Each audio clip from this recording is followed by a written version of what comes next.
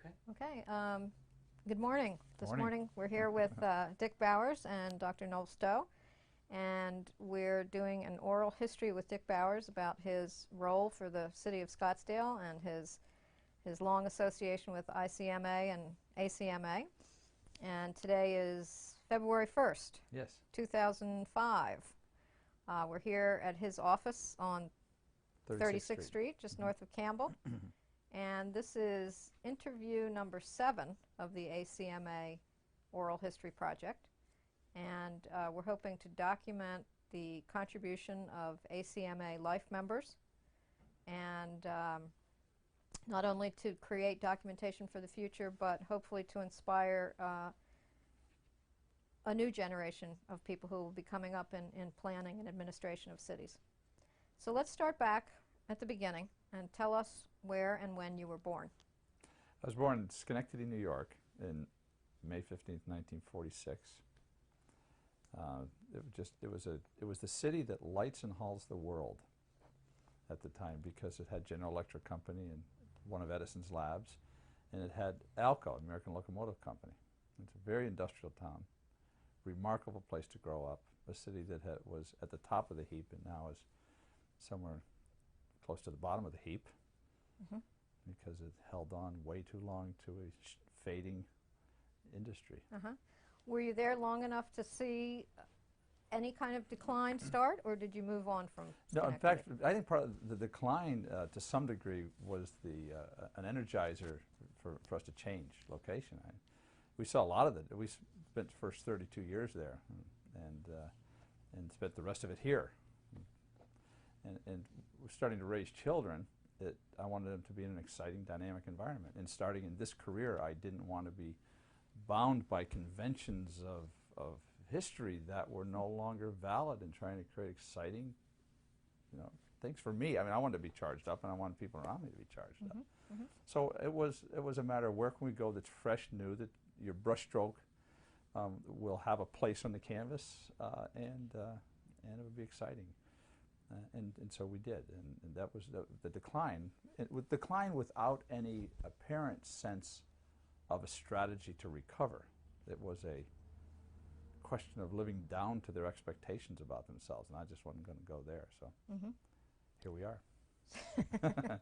So you could see that trajectory Absolutely. early on, and knew that you wanted to be in a different kind of a place where you could have an impact and work with people who were Yes.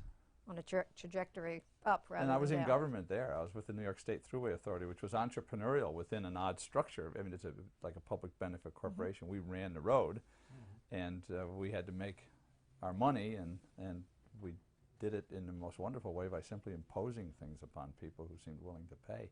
So it was a good place to be, but the politics that ran parallel to all of this, it was a nice place to start a career. The politics were such that I saw no energy that was going to try to tell the people, let's go back to the roots, discover what it was, and then blossom something new. And that was probably the most discouraging part of that, and that it was tough to leave, and that you wish it was going to be better, but it was easy to leave, and that you knew nobody's going to do anything. Tell us a bit about the work that you did with the New York State Thruway, and maybe before you do that, tell us about the training that led you into that. Yeah, my high school yearbook said, and it's still absolutely true, never at a loss for cars, words, or jobs. And I never know who wrote that, but they sort of nailed it. All three are still a very big part of my life, both for amusement and industry. I was raised, my dad was born in 1905, so I was born fairly late in his life. He was value programmed in a depression, so I was raised by someone who believed that the depression wasn't an event in history to be not repeated. He believed that good times were what happens between depressions. So his entire life was built on an expectation there would be a depression. 2 jobs, save money. He built a house in 32, and he lived in it until the day he died. Just very austere sort of thing, because of the presumption that I have to take care of me, because I remember living in that, and it was hell. And I'm value programmed in World War II working for a tool maker. So I have a sense I never went without shoes or food, and thought we were rich and we were probably lower middle class. So I think to me, there's so much of that I can go back and touch as part of the internal makeup. So I had a job from the time, I can't remember any time in my memory that I didn't work from 5 on. My dad had a Christmas tree lot, largest in Schenectady.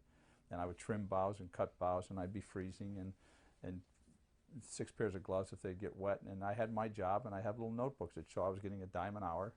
Here's the hours Dick worked. And I delivered papers, you know, from 10 on, and always had a job. That's what we did, and I loved it. And the weird thing that they built into me was I loved everything I do.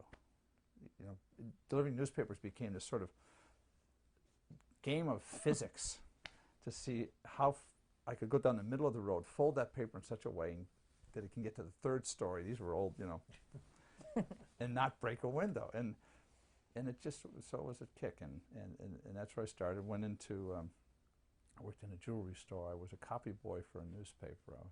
I was the youngest manager of it was Carol's Hamburgers. It was like a McDonald's. I was 16, I managed one of those. I was the first kid in high school to have a car. You know, overachiever, but mostly in pursuit of fun. And then I got into the Thruway after college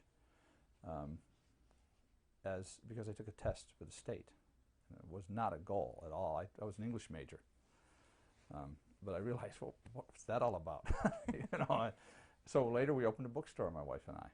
And in 1970, we opened a bookstore because I wanted cheap books, and we ran that as a business. And when we moved here, we sold it and really did well on it. We ran it remote control because I had a career going on. But so we got into the Thruway Authority by taking a test and doing fairly well on it, and being offered an opportunity that seemed like it would be good, and actually fell in love with the business of shaping the character and quality of community. And but I can't even sit here and remember all the jobs I've had getting to that point or since. Tell us a bit about your actual experience with the Thruway. What were you responsible for? I was hired as an administrative analyst, so I was a generalist. Again, a wonderful place to start.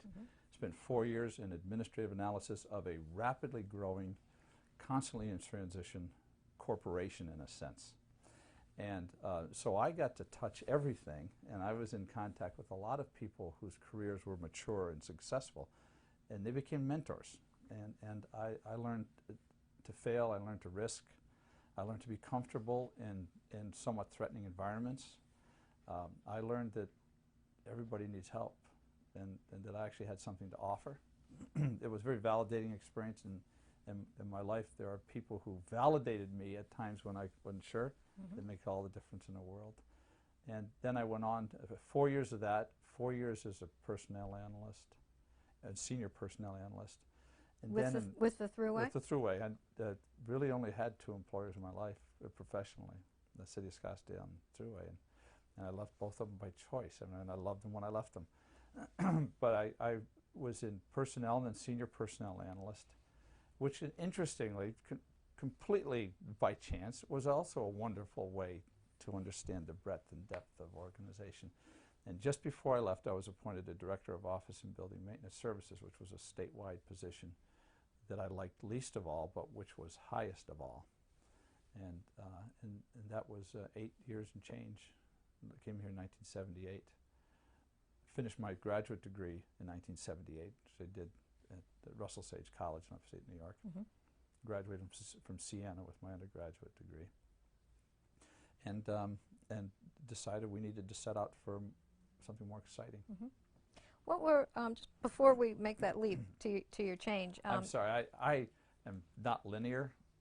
So that's okay. Okay. We'll be all over the map. I was wondering about the mentors. You talked a little about the mentors. Yeah. Well, you know, and it's funny, and the things that I just know when I take the time to really reflect. And I reflect a lot. I'm sort of the family historian. I have thousands of photographs.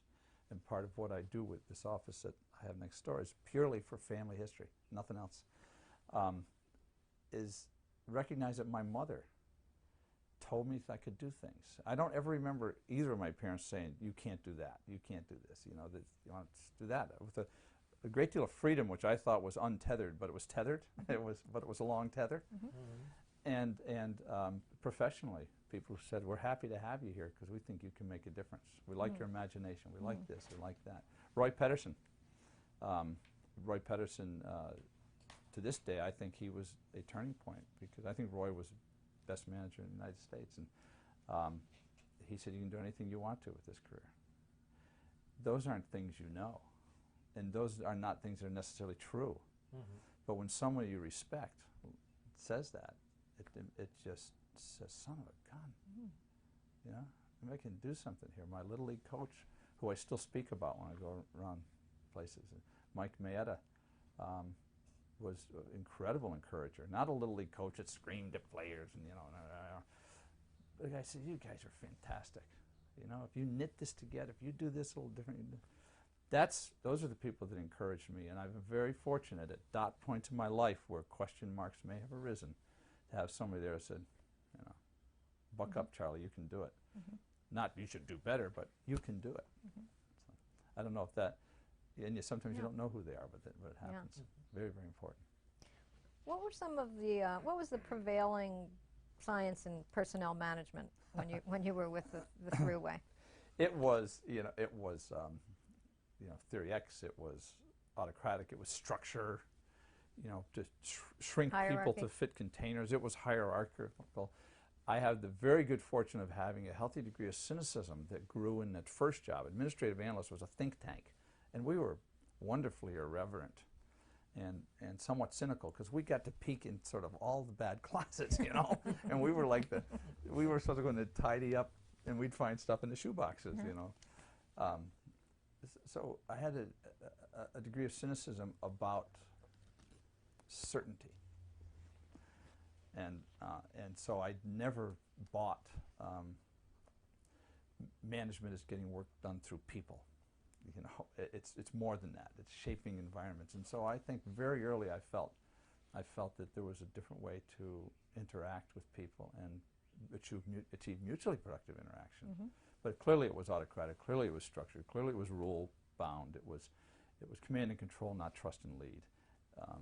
And it was dissatisfying for the people experiencing it. And it became a union environment, which is, you know, I still think outrageous in the public sector. So there wasn't a working alternative to this hierarchical structure, but you could see the shortcomings of it. And we could weave. Did you have? No, I'm sorry, I didn't. That's okay. I'm presuming where you're going, so I didn't mean it. I think I'm going there. We would weave the fabric of an alternative mechanism because the organization was outrageously secure, right? You weren't going to get fired, you just get yelled at. And so a few of us, we created subsystems, we created connections that were not exactly consistent with the rule structures. And we sort of thought things through a different way and had different conversations. I don't think we changed the world, but we helped ourselves understand, you know, even within a rigidly structured situation, if you choose, you can, in a way that doesn't disrespect the fundamental intent, it's still, we did a heck of a job. You can still find ways to make it more humane. You can find ways to draw people out instead of tell them. You can find ways to give them a little more space. And it worked, you know, generally it worked. Was it a kind of a covert operation you had to do, or could you be open about it? No, you couldn't be open about it. I mean, everything you talked in code, like you do now. People talk in code. You know, there was the old saying in Russia, you know, we pretend to work and they pretend to pay us, was one of the old adages. Everybody knew, but you just didn't need to talk about it. We were doing no harm. In fact, people thought we were doing good, and they thought that, you know, outcome. You know, so people would start to accept that. And once in a while you'd get somebody who was process-driven, but I don't remember any problems with that. Can you give us an example of one way that you were able to work within that hierarchical system, but do it in a more humane way? You know, and there's the little things like breaking the rules on travel for subordinate professional staff who had to drive from Albany to Buffalo when you could fly on Mohawk Airlines for $37 and not take all day and not knock yourself out and tell that employee you're special. So we found ways to do that that were completely inconsistent with the procedural code. You know. or to give someone who's not a senior administrative analyst an opportunity to do a level of analysis because they've got a talent that you think you can maybe just grow, stay close enough to them in case there's a problem.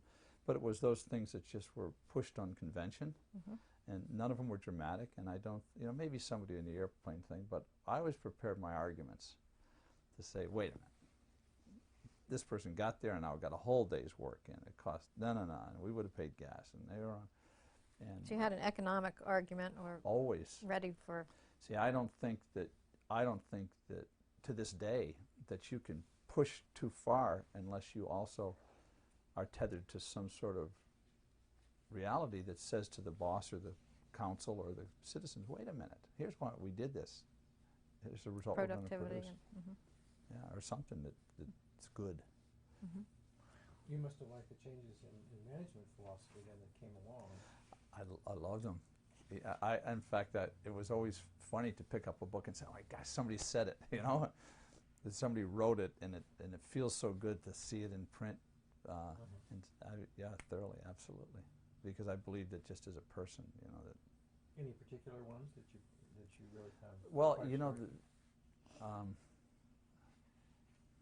yes, I'm going to think about that. Well, you know, the Tao Te Ching is still a great leadership book.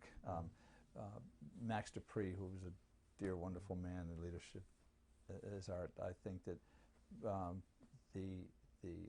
Bob Denhart's book, In Pursuit of Significance, had a very big impact. Bob and I are very good friends, because he talked about why isn't work fun? It used to be, you know, and how can we bring fun back into it?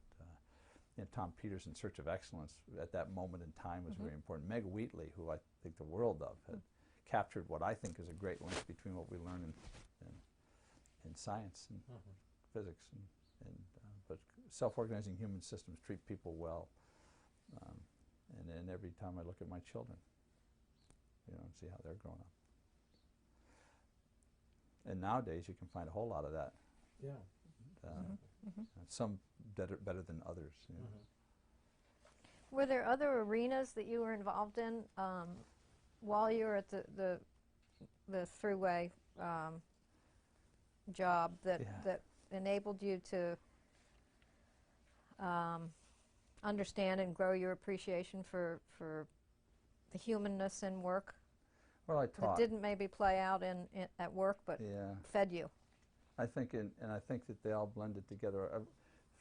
My children, just context here, my oldest is 35, 34, 26, 21, and 12. Ooh. And I started coaching Little League Baseball when the oldest was probably 3, and I haven't stopped since. Baseball is very big for me. I think it's rich with metaphors, and it's been a teaching and a learning experience for me. So when I was with the Thruway, I was coaching Little League ball, and I was teaching at community college. I owned the bookstore, which I spent time in when I could, and we found there even that how you treat people. We were a little bookstore that wasn't bigger really than both of these rooms together, about 400 square feet.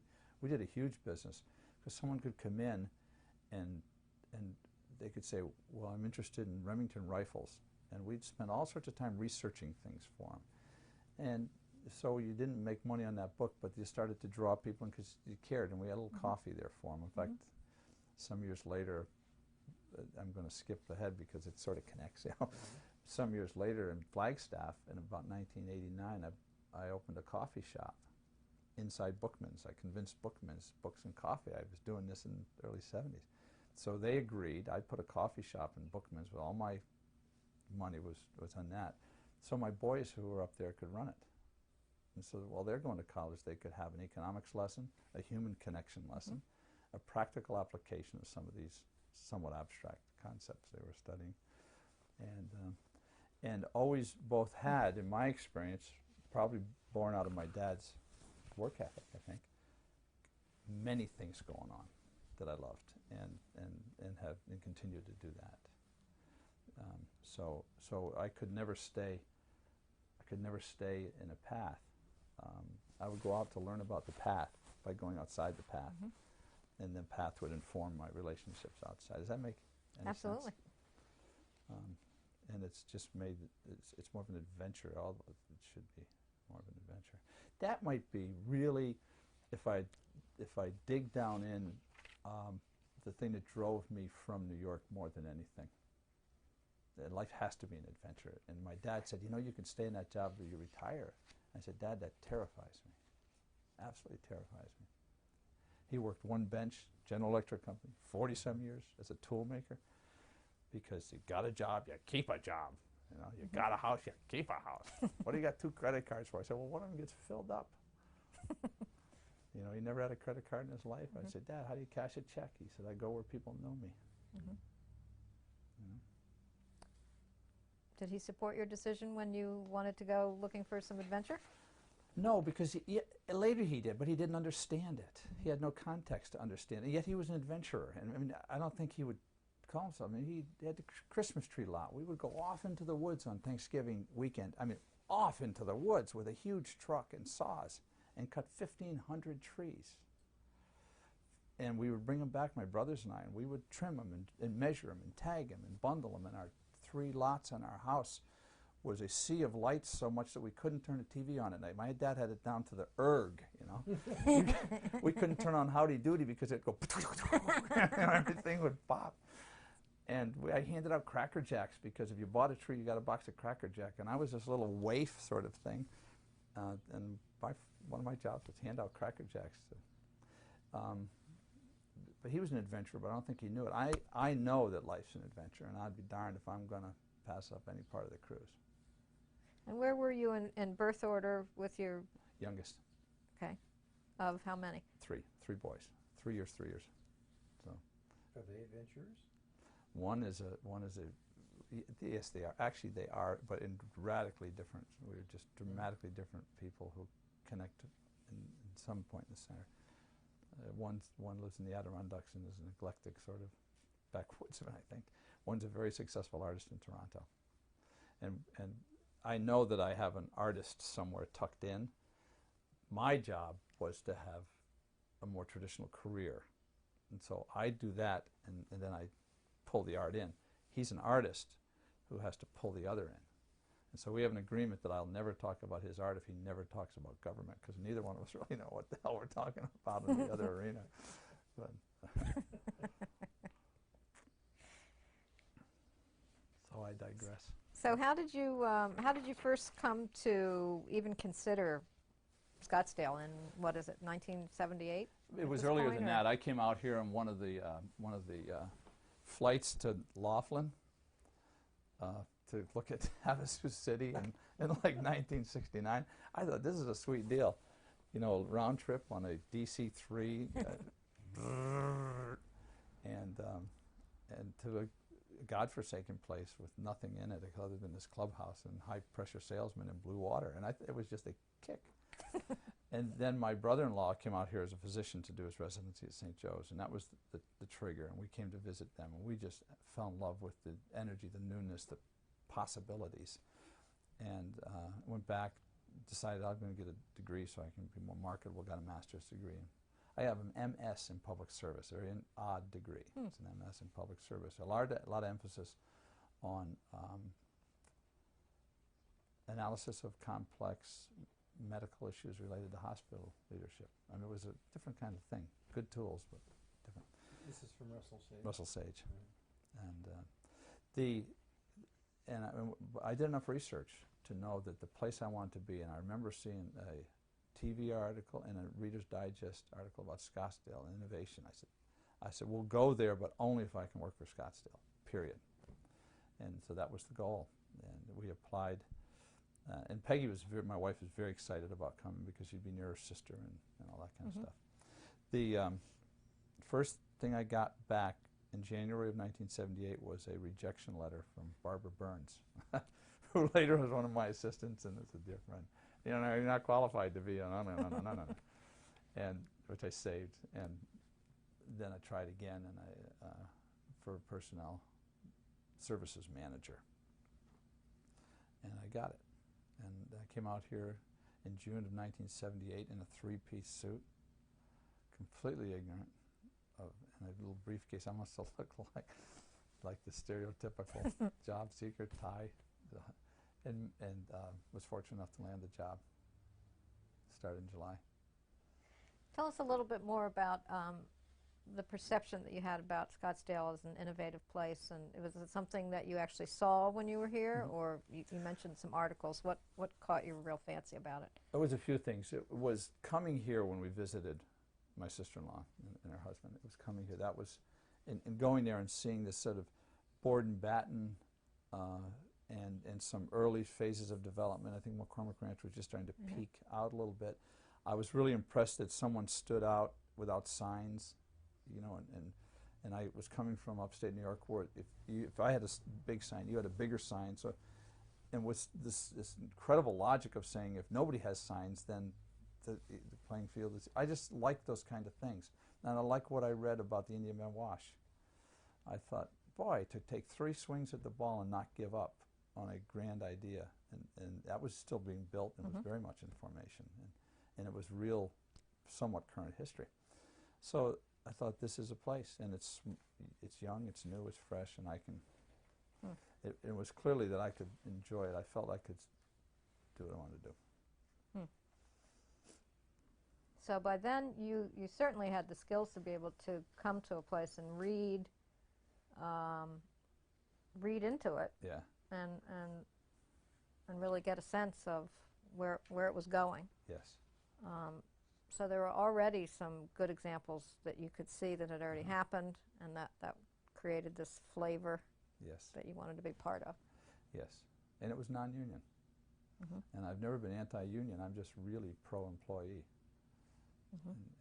And so I really liked the opportunity that I could try some things about mutual respect and about encouragement and values that I didn't have the freedom openly to do other. I'm curious, you talked about articles, and Nancy asked that. What kind of articles struck you that was, you know, describing Scottsdale that made it intriguing to you? There was, and unfortunately way before the net, so it was, you know, pretty traditional. We had a family patriarch, Cy Stat, who lived out here and ran a major component of General Electric Corporation, and he would do clippings for me. So he would clip things and send them, and he actually clipped me the little want ad thing, and so it was partly that, but it was a Reader's Digest article that I remember on Scottsdale and Rural Metro Fire Corporation, and I thought, cool. In fact, it was born there, and it blossomed. There was an article or a TV broadcast on the rivers, on the dry rivers, and you know, it was kind of like a peek into the Southwest, and it had this sort of unique situation. It wasn't particularly complimentary, but it opened my eyes to a whole different thing that was going on that I didn't understand. And there was the sign ordinance, an article that I read about the sign ordinance, an article that I read about the art community and about the value placed on it, and I think it was an article about Janie Ellis's home on Cattle Track, which is still, thank goodness, there, and felt that there was a dialogue. There was a dialogue going on here about that community and within that community that I thought was rich. It seemed to have a political neutrality, and its politics was the politics of place, and I found that hugely attractive. You know, Dan Kemmis is one of someone I look to, and Robert Bella, you know, and people who talk about the politics of place, and I thought Scottsdale was about place, and about sense, and about, so those are the kinds of things that I experienced. Did you become familiar at that time with how Scottsdale was similar and or different from the surrounding communities? Like, did you consider Phoenix or Tempe or? I don't think I actively considered them. I had something that any other perception would have had to trump, and we didn't ignore anything else. And we visited in Phoenix, and we traveled here and there, and but that was, for me to be attracted or really ponder something, I would have had to be better than what I was already pondering. You know, the whole package was just, you know, I was lock, stock, and barrel. I was sold, and I wouldn't have come here. Period. I would not. the Southwest didn't attract me. This opportunity to work out my stuff attracted me. So you became the personnel manager Yes, for your first job. yes. So tell us about how you got to know the city and give us a sense of how the city was going and what personnel management was like at that time. It was interesting. I think I got to know the city because it was small. I think we probably had 400 employees or so. So I got to actually meet these people. The city was a fraction of its size physically. We didn't go much past Frank Lloyd Wright or so, right around the canal. And so you get to know people. And the personnel work in the city, I was less a regulator. I didn't have, at the time, I didn't have class and comp. Was kind of whatever it takes, sort of. I'm sorry, it was administrative analyst first. I'm coming here. I got out in the field, got to know people. I got to know Carl Darden. Frank Aylshire was the manager. Frank's a good guy, a good guy, and gave me a lot of latitude. Dave Harris was my GM, and Dave, just do it well. We had an internal system that I thought was just conducive to, maybe it was loosey-goosey to a degree, but I found it to be refreshingly open. So that's how I got to know people, and they would invite me to go on rides, and I had a social connection because I just liked what they were doing. It was like a little kid watching an old Tom Mix movie. I mean, to be around Cactus was such a thrill. That's how I got to know it, and I study, I read. So today, if I'm working with somebody, I read, I get to know it through what it says about itself. And it was a good job. I got to write things, I got to do selection processes, which I found very important. I started to talk more about values and vision. We got to try some things out. I wasn't in that job long, but it sure was, again, very fortunate, a great start. So you moved on to be Director of Field Services? Director of Field Services. Which meant what at that time? Well, it was all of the stuff that has to be fixed in the field. So it was signs and markings and striping and asphalt maintenance and ditches and drainage, and then after about a year, there were two of us, and they brought the other batch in, and it became buildings and grounds, and it got to be a little bit of a job. And that, I think I got just lucky to get that. I had the sort of basic leadership skills and the sense of things, but I was not the technician. I think the reason people thought that I had the technical skills because I worked for a toll road. I might as well have worked for Jason. Yeah, so I think I may have defined that a little more broadly than reality would suggest, but I'll never forget the first, the best 3 years of my career was Director of Field Services, or about 3. And the reason is I remember standing in front of those people and knowing the leadership they had before was very autocratic, very rule-bound. And I said, look, I don't know your job in detail. I'll work hard to do it, but I have to tell you, the way I work is I will absolutely trust you to do your work well, and you can trust me to stand by you. And one of the people that was there came up afterwards, darn near with tears in his eyes, and that's the first time in my career somebody said they trusted me. And I said, oh, so the only way, what am I going to do? What else? So I thanked him. We formed a really nice relationship, and I mean, to this day, when I see those people, we have good conversations. And that was fun. I found that if you let people do stuff, they did it. If you tried to catch them, they got away with stuff. And so it was a very nice experience. So at the time, I'm just trying to picture 1978. All the essential features of Scottsdale are sort of coming together at that time because the arts community is getting established. Yeah. Tourism is probably clearly the big king.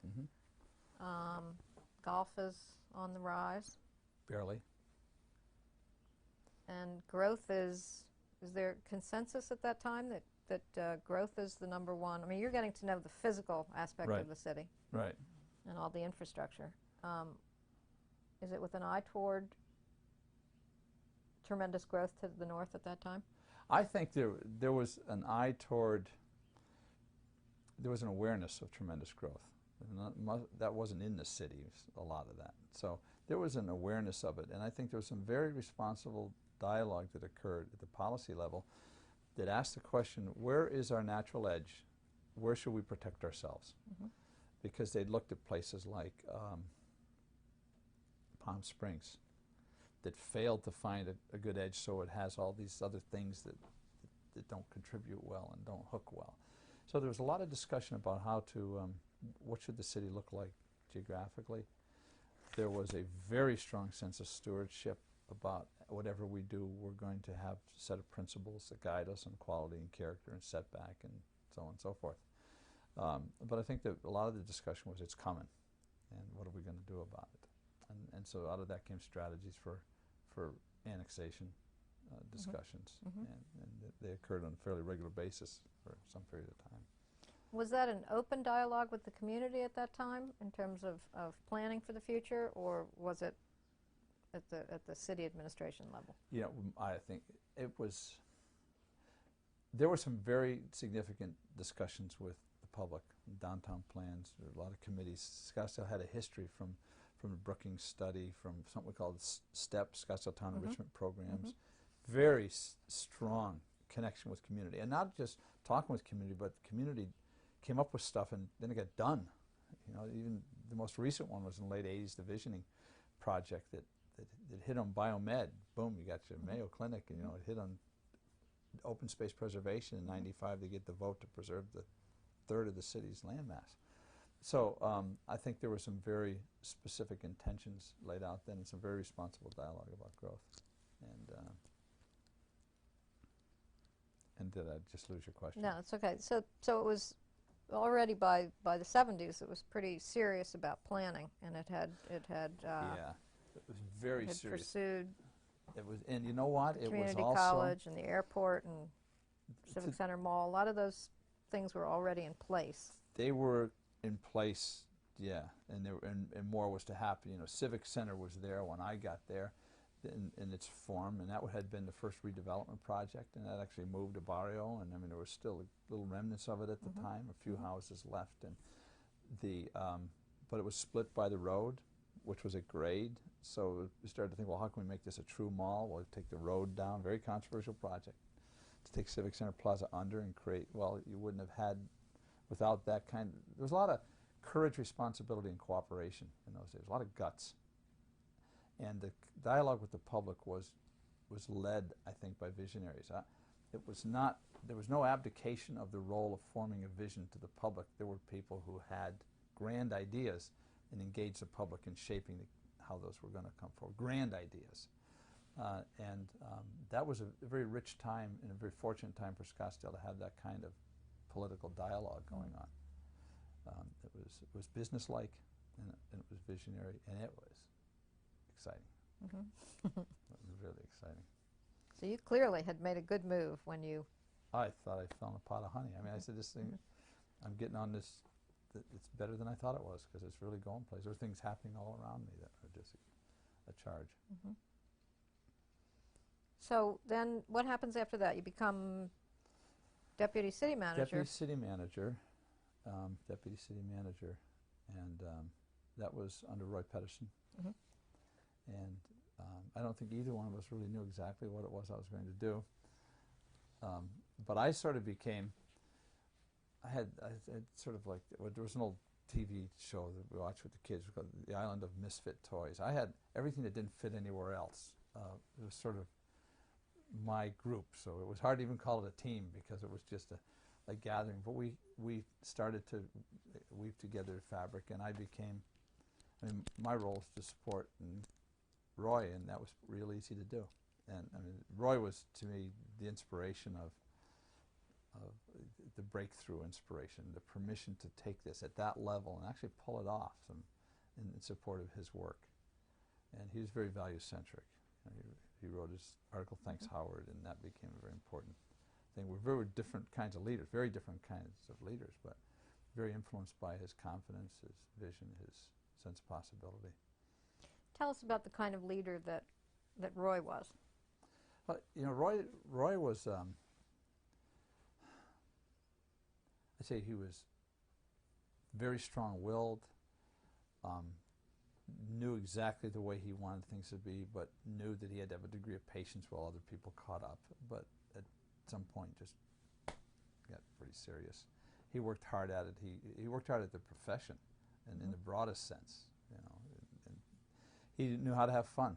We got together, we laughed, and had a good old time. But it came down to doing business. He worked very well with the council, almost as a peer and an assertive peer, and helped a great deal. I think one of the core elements of Scottsdale's success at that period of time, in its most in the halcyon days, for lack of a better term for me, was that staff played at an equal footing with policymakers, and with a deep sense of mutual respect. The staff were the experts, and we hired the best.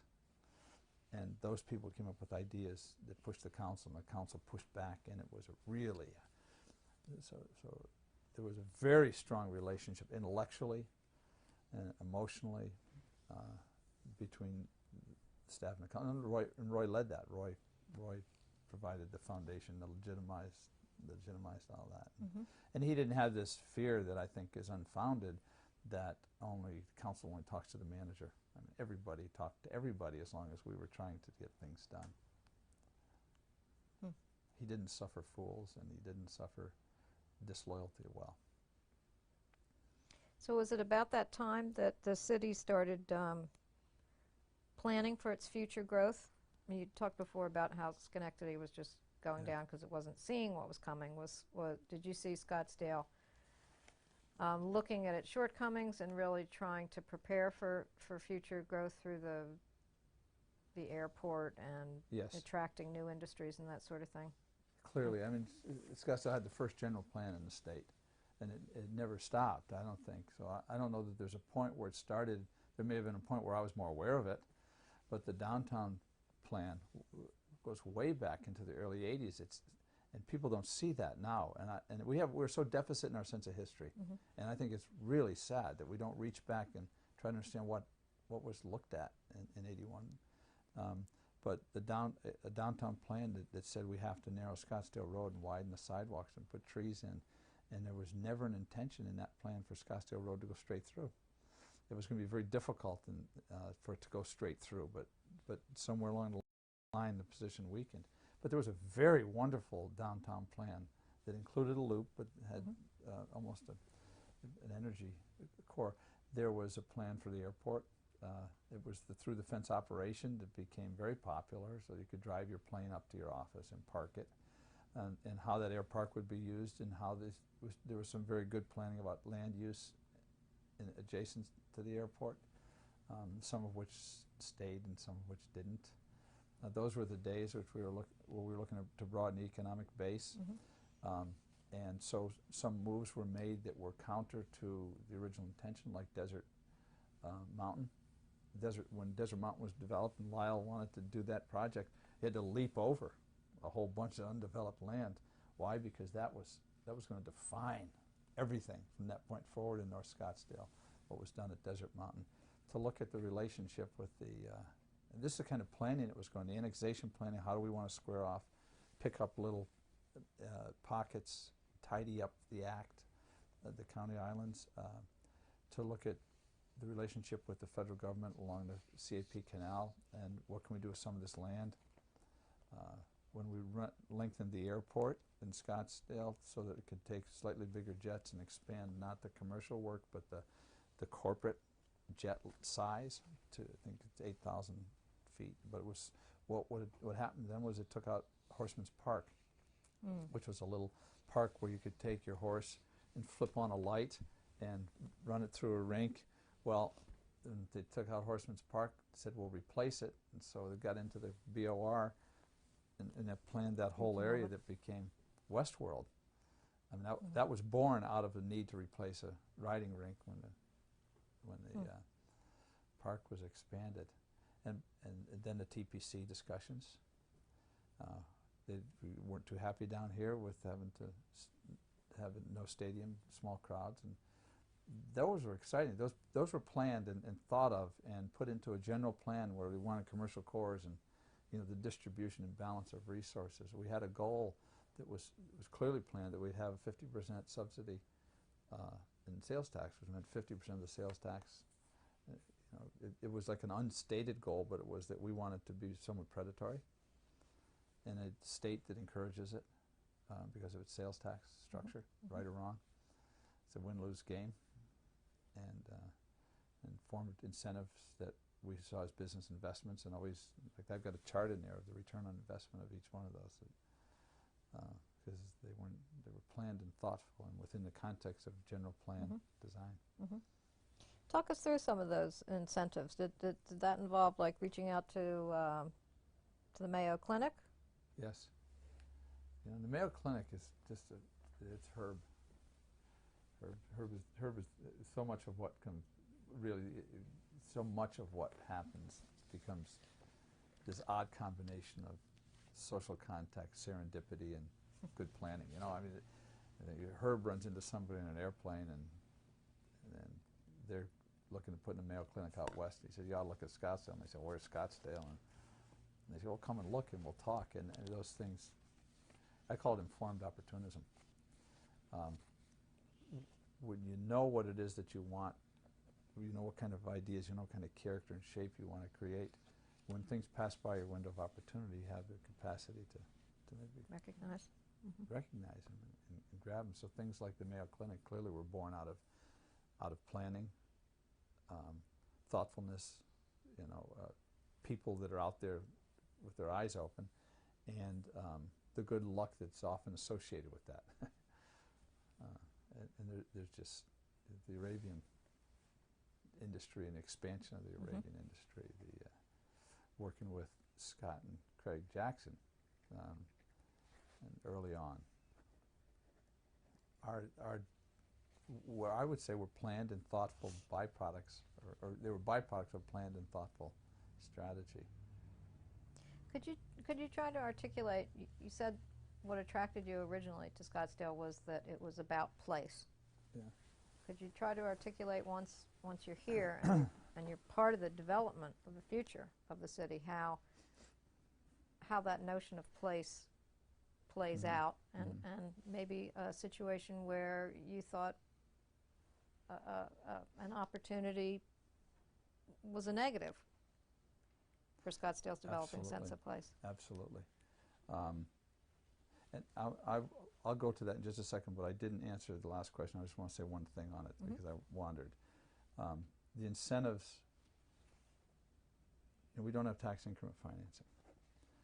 We don't have many structures, so we imagined and we created things that said, look, if sales tax is going to drive this community, we want to get our piece of it because that seems to be the right thing to do.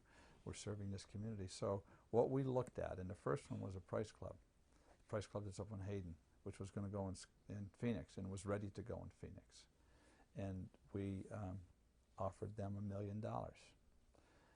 Not one point did we ever put money up on an incentive up front.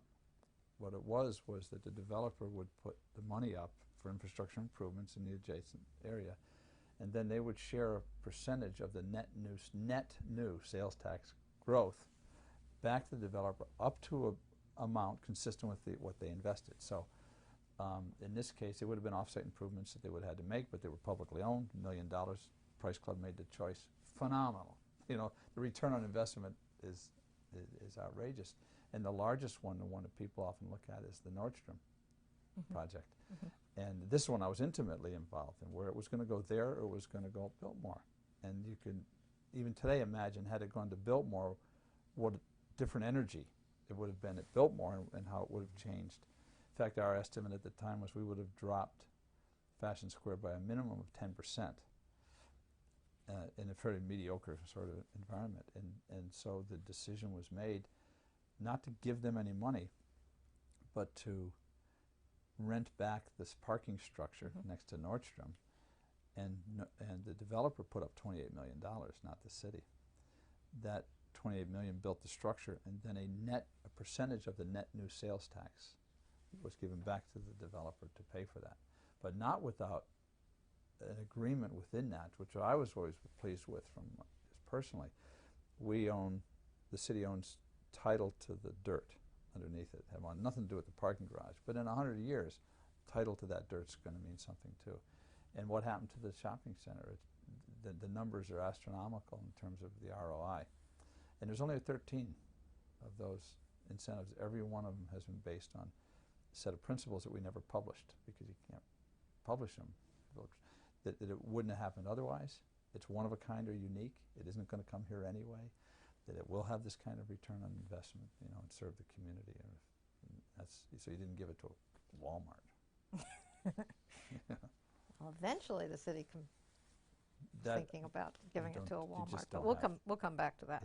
Yeah. So the thing you just asked that I forgot what it was. Just give me a couple of words on it, and I'll come back. I can't remember. Where were we going, or is there something else we want to talk about? Incentives. No. Was there one with? I'll remember that next question. But was there? Well, we started out talking about place. Yeah. Okay. Yeah. Okay. Was there one with who? I was thinking, and maybe this ties with the notion of place. The Galleria. Yeah. Definitely. Yeah. That seems to me to be a point in time where Scottsdale had a disconnect between a sense of place. Absolutely. That is exactly the one I would have used to be the counterpoint. For many years. Why did it seem so attractive at the time, and what did the city do to... Greed. But let's go to the sense of place first. When I moved here, the first house we owned was on Pinchot and 54th Street. We've never left street noise. I love being close to things. And when I wanted to feel the city, I mean, to me, I had to do that. I had to kind of feel it. I would go downtown and walk Marshall Way, and I would walk Main Street, and I would usually do it after they're closed and just, you know, look at the art through the window, and that was to me so calming, and so I was very in touch with myself and with the place, and it just said volumes to me. I'm not much of a walk in the desert kind of person, and that was important. And the Civic Plaza after the roadway was very important to me to just walk, and the city provided that in a number of different ways. It's a place to just be, you know, that made no demands on you, but to just experience it. So I found that, and a guy named Bob Schwartz, I think it was Barbara Schwartz, he headed up the Terrytown Institute, and this is I think that both the name and the place are right. He sat in my office early in my role as city manager and said, "This place has a soul." And he said, "Your challenge as a leader, as time goes on, is to have it develop but not lose its soul, because they're very fragile." And he's a guy that he, you know, clearly tunes into things. I think there's a hiccup in that with that downtown, and the Galleria is emblematic of it. The Galleria doesn't belong, doesn't fit. And an architect from ASU really summed it up for me when he said, "You know, I stand in front of the Galleria and I don't know where I am." And one important part of Scottsdale's history was when you stood places, you knew where you were. And the Galleria was born out of a period of time where investment was rampant. The city didn't put money into that. There's a very small amount, but it's very small for something that relatively, it was just a failed venture. We were enablers. We bought the story, and we allowed the theater to go out, and the lumberyard that was there, and all those things to go out. And that was, looking back, how could we have not seen that was going to fail? It was being built the same time Fashion Square was being built. It was bad public policy. And people were leaving if they saw this. They would say, "Hey, it wasn't public policy, it was private enterprise," but we are enablers. You allowed it and encouraged it. And We encouraged it, and we said, okay, you can put this hole in the road, and okay, you can do that because we like the fact that you're going to produce sales tax and be a vertical rodeo drive, and there was just no, it was all mirrors. so when the mirrors cracked and you could see that, did that become a learning experience for the city, or were other opportunities so rampant at that point that I think it became didn't a really huge change learning. the way you did business? Oh, I think it changed. I think I think we would be much less arrogant from that point forward. You know, when you think anything you do is going to turn to gold, and then the biggest thing you've ever done doesn't, if you don't learn from that, you're a real fool. You know, I think we learned, but I do think we try to excuse it too. I think we say, "Wow, it's because of Japanese money. They had nothing to do but put money in." But no, we got this thing that, I mean, it's been reformed into something useful, but still, that's not, it's not a contributor. Mm-hmm.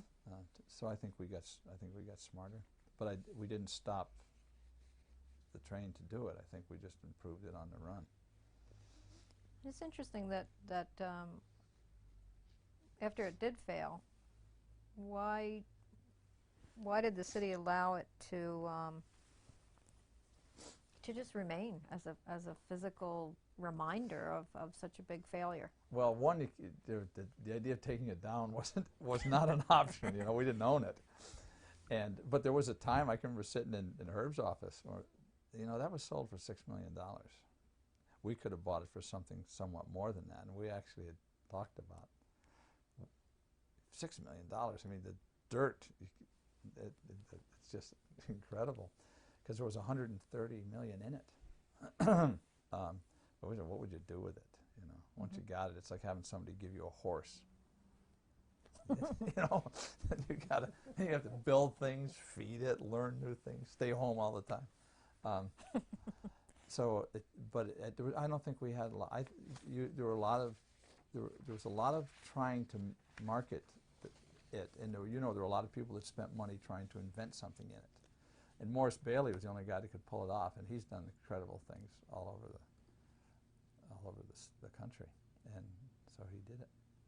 But it was just, it's still a shadow of what might have happened. Mm-hmm. And was this around the same time that the baseball stadium is happening? Roughly. What's your position when that occurs? Well, see, that 92? I like that. I think that I'm not so sure I like the idea of a practice facility next to it, but I thought that was really worth saving, and overwhelmingly the community supported it, and I thought that was very nice. I still believe we saved Cactus League at that point in time. It was the first step forward when there was a certain amount of energy heading toward Florida. And that was very, very exciting because it's a beautiful design, and it's right in the middle of downtown, and that's a special place for it. Mm-hmm. So here you go. You get a winner and a loser all at the same time. If the citizens had voted on the Galleria, though, I don't think it would have gotten a 70% support. People were very tolerant of us.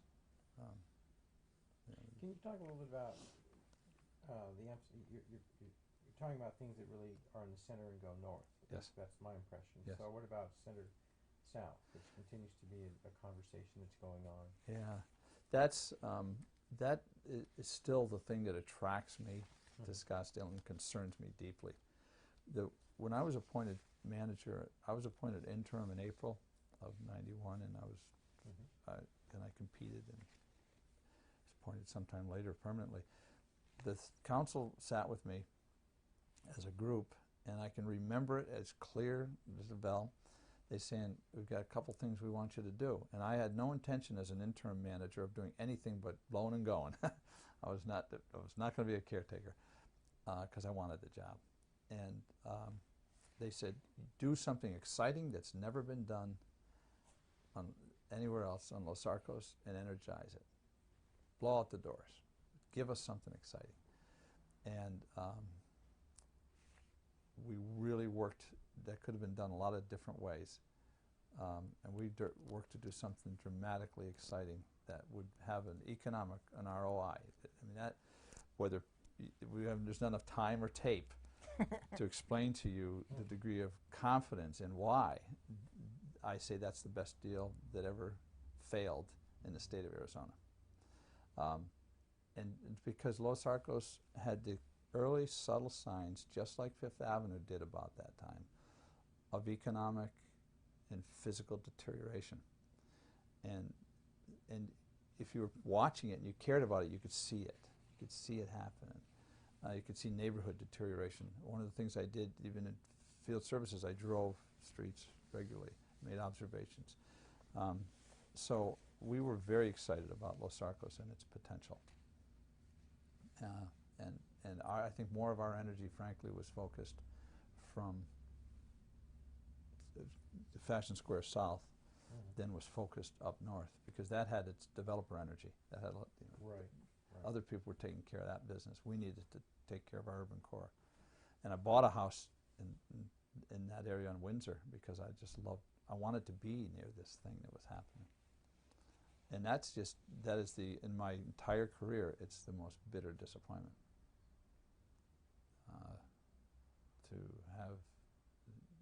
To have that not only not done, but maligned, because it was woven together over a long period of time in a thoughtful, not irresponsible way. Mm-hmm. Talk with us some more about that, about what the plan was. So this is 91, you're interim city manager. Right. And that's when the conversation comes up and you're charged with the Los Arcos redevelopment. Yeah, and of course my first move is to call Gary Rowe and say, Gary, let's talk, because Gary... He's head of urban Gary was or redevelopment. Punga Dunga, and he was a genius. And he was a genius in multiple ways, because he could take me for a walk and I could actually see stuff that didn't exist. And I had the courage and the will, and he had the imagination and the tools, and a certain way of working through the sewers of government to find things and bring them home. So we would start talking about what's possible, and we were fairly accustomed to soaring high. That if we could think it, then someone would encourage us to do it. And when you get down to the bottom of this, you had Steve Alman, who might not have had all the social grace in the world, but certainly had the wherewithal and a certain degree of business acumen, and he had his own brand of guts. Bought that for about $11 million and said, now what are we going to do? Well, it is never going to handle retail. It won't work. But it has to be an economic generator. And so there's some state laws that look like it might work. And you got Richard Burke, who's got this ball club, and he'd like to kind of get involved. And this is all almost formed socially first. Nobody's seeking to do this, but and this is where Gary and others are just start to bring people together to have conversations. And then you've got a state that says, we're willing to invest significantly in things that will solidify sports franchises and that sort of stuff. Well, I think that's, for us who have been forever major donors in the sales tax equation. We gave this much and we got back this much, and that's okay because that's the way the world works at the state level. Had an opportunity to get approaching $500 million, I think it was 300 and some million, from the state, and to apply incentives, state-based incentives and so on and so forth, to pull that project off. And Steve had a design where it would have a movie theater and have retail, so when you come out of the hockey arena, you were into an experience.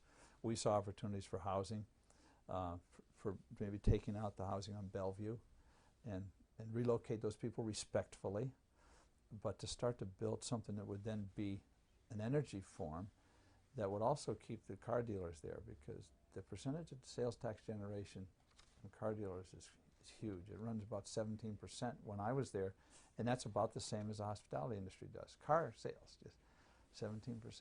Lose McDowell car sales, you've lost something more, because now you got big boxes. We were afraid that we'd end up with big boxes that were empty, and you know what goes in those, warehousey kinds of.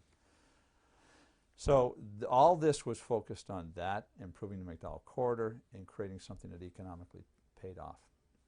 That project had a positive cash flow from day one.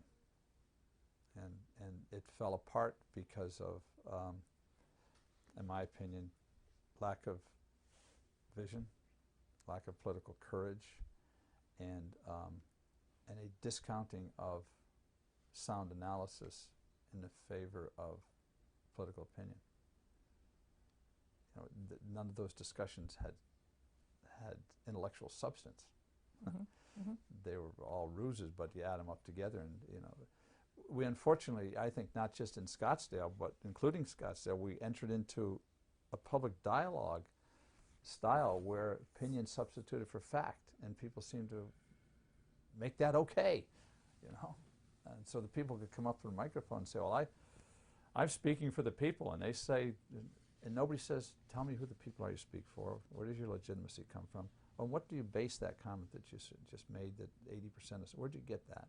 We don't, the idea of intellectual integrity and critical thinking, and that for me was a career-wise a very disturbing point, and I started to become obsessive, if you will, on the deterioration of the character and quality of public dialogue in the early 90s, and that's where I started to, my sort of academic interest and my external interest became completely dedicated to raising the quality of public dialogue, public conversation, take it up a notch, because we had dumbed it down and turned our back on things that deserved a better look. And I don't think Scottsdale was alone in that, but ours was a biggie. and what'll happen there now is at best a crapshoot. At very best, I think it's a very bad project, very overstated, very underdefined, and outrageously expensive. It's the first time money's been put up front with no certainty. You know what's nice about it is that it has a 20-year horizon, so no one who is involved in it will be there when it doesn't work, if it doesn't work. And at the same time, I hope it works, and I hope it's a rip-roaring success, but it's nonprofit stuff going on what should be a financial generator.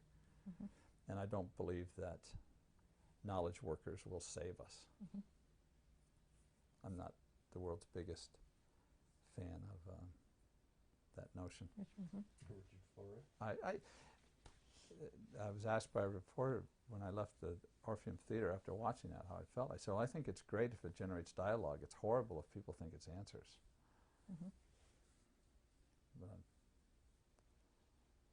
So raising the quality of public dialogue, when it slips and people start to allow thoughtful consideration to be put on the sideline in favor of bumper stickers and political pressure, then you're going to things suffer. And from your position as city manager, that's when you really saw that serious decline in the public discourse.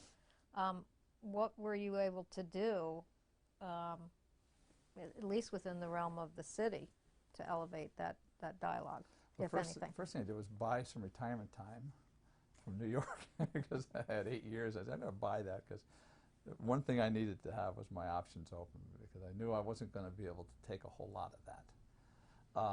But I think what we could do is staff would get minimized, and one of the turning points, tipping points, whichever, was when the council decided they did not want recommendations from staff on council action reports, and that was the day that I said, you know, I'll give you a year notice and I'm out the door, because that finally detached critical thinking from public policy dialogue. So that's... Forgive my ignorance, but yeah. I didn't know that had ever actually occurred. So one of the things that created pride for us as a staff, and not arrogant pride, although we probably at times behaved that way, but we understood the balance between politics and administration. We understood the role differential. We understood that these leaders who were going to make policy wanted our best damn thought that we could come up with, well analyzed, and you better be able to answer questions when they ask them, and our strongest recommendation. When the staff's strong recommendation wasn't followed, we still were wise enough to simply carry out and be okay and go to the next thing. But when staff recommendation started to be defined as advocacy, in the negative sense, that you're advocating for a developer, well, nothing really was farther from the truth. Sometimes we got the developer to an excellent point by pulling and tugging and creating tensions. And that point was then brought forward strong. Then that created healthy, productive public dialogue, I thought. But that became perceived as advocacy for developer interest, so stop doing that. And this was after Herb moved on, I think after Sam moved on. That was just unacceptable. And literally there was a time where the There is council, now? I'm sorry. I didn't realize that. Where The the council doesn't get a, doesn't want on specific an action item, they don't get a recommendations. They specific, get an action item, but they don't no specific recommendation from staff. on complex issues. Options. And that became a policy. That's correct. That became expected. That became a, And yeah. wow, I didn't realize that. And I think What that the healthy tension, and I honestly believe you would not have had Scottsdale's innovation and all the things that go with it without this very healthy, dynamic, exciting tension between staff and politics, where we just yanked and pulled and then had a few beers together. So there was a formal change in that whole That's structure, correct, and which I led you to realize That's correct. what you had come to Scottsdale for was Yeah, not the case any longer. that's correct. Is that broadly awesome. true in the Valley? I don't know if it is in the Valley, but now that I consult with a number of cities around the country and I interact, I find that it's true in a lot of places that they want recommendation. I mean, they want an array of options. They don't want a specific recommendation. So they sort of set up pro and con without a recommendation. That's at the that bottom. kind of thing. Yeah. Yeah. And so then staff, if they want to be really inventive, try to make sure the cons are real clear, but they have to really walk a fine line, and it's not the same kind of strong professional. It's, in my opinion, that's what our profession should do at its best, is create discomfort at times, and only intellectual discomfort, so that you present something strongly enough that someone doesn't feel that way. They at least have to think through these pieces and ask some questions. So that's a huge shift, a huge paradigm shift Yes, it is. that you Yeah. that you not just witnessed but Yes. experienced and went through. And with here's the the city. here's the shift, and this may be representative of other people in the industry, from how you feel about yourself as a city manager or as your staff member must be even tougher. That where you were able to argue, where you're able to say, wait a minute, no, you're walking into a wall, and do that respectfully, and and I feel this frankly on the national level, but to a point of saying, in the interest of keeping my work and having my kids still be in college, I'm going to have to adjust the way I see myself and subordinate myself as a reactor to. I think that's horrible. I think that's terrible. Whenever I would see my employees that defer to me, I would stop the game and say, time out, don't defer to me. Push, shove, argue, because we're about the same thing, the best outcome. But I see a movement in the direction of, hey, don't rock the boat, do what you're told. That is a sad loss of potential. And you can, I mean, you kind of feel, that's to me where I said, Right. yeah. One of my little bits of advice to city managers, whether they want it or not, I'm a help strikes again person, so sometimes I tell them things they don't want to know, is always keep yourself in two paths in which you are comfortable. Because if you find that you are so dependent on this role, you'll subordinate your value system in the interest of your preservation, and then I said, that's not good. So I always knew that if I didn't like this, I just step over here. Does this come because of the growth in the area and the development, or the appearance of a lot of developers and pushing from them? Does it, what are the combination of things, I guess, is what I'm going to ask, that bring that about? Is it an electrical process, general, the massive growth in the area and all the developers that are so advocacy oriented, all those things contributing? I think they do contribute to it. I think that sometimes there's mistakes Mm-hmm. that are here, but then Right. they're presumed, you know, I think there probably are times when a developer and a staff say something that's just too darn similar, Mm-hmm. you know, when somebody stepped over the line. I think that happens, but I think that was also fueled by a general acceptance of the cross-demonization of opposing viewpoints. Mm-hmm. The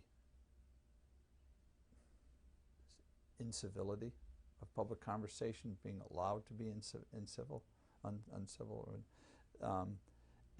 the anger that grew out of I mean, I saw it in the late 80s and early 90s, and I used to talk to Chris Gates about this. I said, there's a whole new brand of citizen, and that's when we started the Scottsdale Voices program, Mm-hmm. which was intended to reach out and be with people on their here, like in here, go to where they are and have a conversation. We're losing out of conversation because we said, well, you don't like Los Arcos, I like it. Well, then you must be a Mm-hmm. and if you're one, then you say, well, you must be a, and now we're so far apart that we don't even have language we can share. We've so cross-demonized, and I think it comes out of mistakes, but it comes out of a incremental deterioration in public conversation, and I mean that's a national issue. Mm-hmm. So it finally reaches a point where you can't talk, so you just put big stakes down on the ground and try to get a constituency over here that's willing to hate this constituency over here, and then you get staff in the middle that says, whoa, man, keep your head down and do what you're told.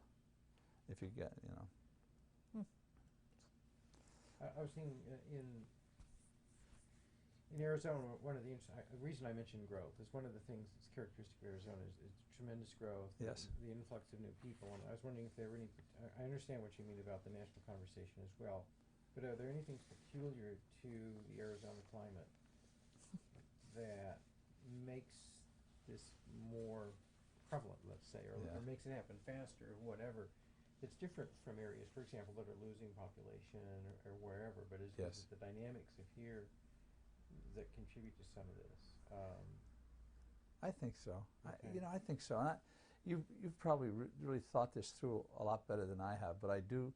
There's never been a time when we didn't, in my recollection, we didn't have the people who moved here a few years ago that don't want the people that are moving here now. You know, and because there's an incremental discomfort that's created by more and more people. So I think there's a certain amount of that, and then the pace of growth and the distance you have to drive and the air quality and the cost of taxes, a certain amount of tension there. But I just don't remember when that didn't exist, and I don't know. I just don't know. Well, one of the reasons I was asking the question from a personal level is that I live in a district of where a legislative district of where the campaign this last time was in the basement, and that was really startling to see that, and the amount of hate mail that we got in the household almost on a daily basis, and that seems to me to be a new phenomenon. But it's an extension of what you're talking about, I think, where the civil discourse is incivil. Yes. And there's not a disagreement as that you're wrong over here and I'm right over here, and there's not a conversation. So. And and I on that, I believe that so many things are on a bell curve. Yeah. That there's a whole lot of people. There's a whole lot of people who want to have honest, conversation and like to fight it out, and a good argument's a lot of fun. There's people over here who just kind of hate, and in the middle there's a lot of people who are swayed by the examples that are set by others. And I think that's the component of society that has moved this way, and it's largely, and I don't know that I point a finger any place, but we have, just as a nation, allowed incivility to grow, and when incivility grows, one thing leads to another, leads to another, leads to another, and no, I don't see the examples. I don't see the leaders who, at the state, local, or federal level, who talk about the principles of human interaction and dignity and respect. I mean, it's pretty much okay if you're a national leader to demonize a whole other segment of people who give a damn about, you know, the country and about society. So I find that very disturbing. And I don't, that's just a conversation that can go nowhere other than to vent, but I will do my part and will continue to do my part. And in fact, I'll speak tomorrow at a conference on about leadership and civility to court leaders. It's, I don't know, it's probably so far off your track, right? Well, I don't think it is, because I think what you're describing is this phenomenon that's come here, and but it's continued. So I was thinking about, you know, were there any particular factors from your viewpoint in the Arizona situation that might be delineating? Hi, Leslie. Hi. Hi, Leslie. It's okay. It's okay. Let's switch back to a time when this is 1989, and you were awarded a Technology Achievement Award. And I just saw up on Did your you see wall. it up there? Yeah. Good. And I thought the way it was worded was pretty amazing. And you were awarded for seeking a fluid city structure to dismantle hierarchy, to weave ad hoc networks of cooperation across department lines, and to empower employees to plan creatively for the future. Yeah. Wow.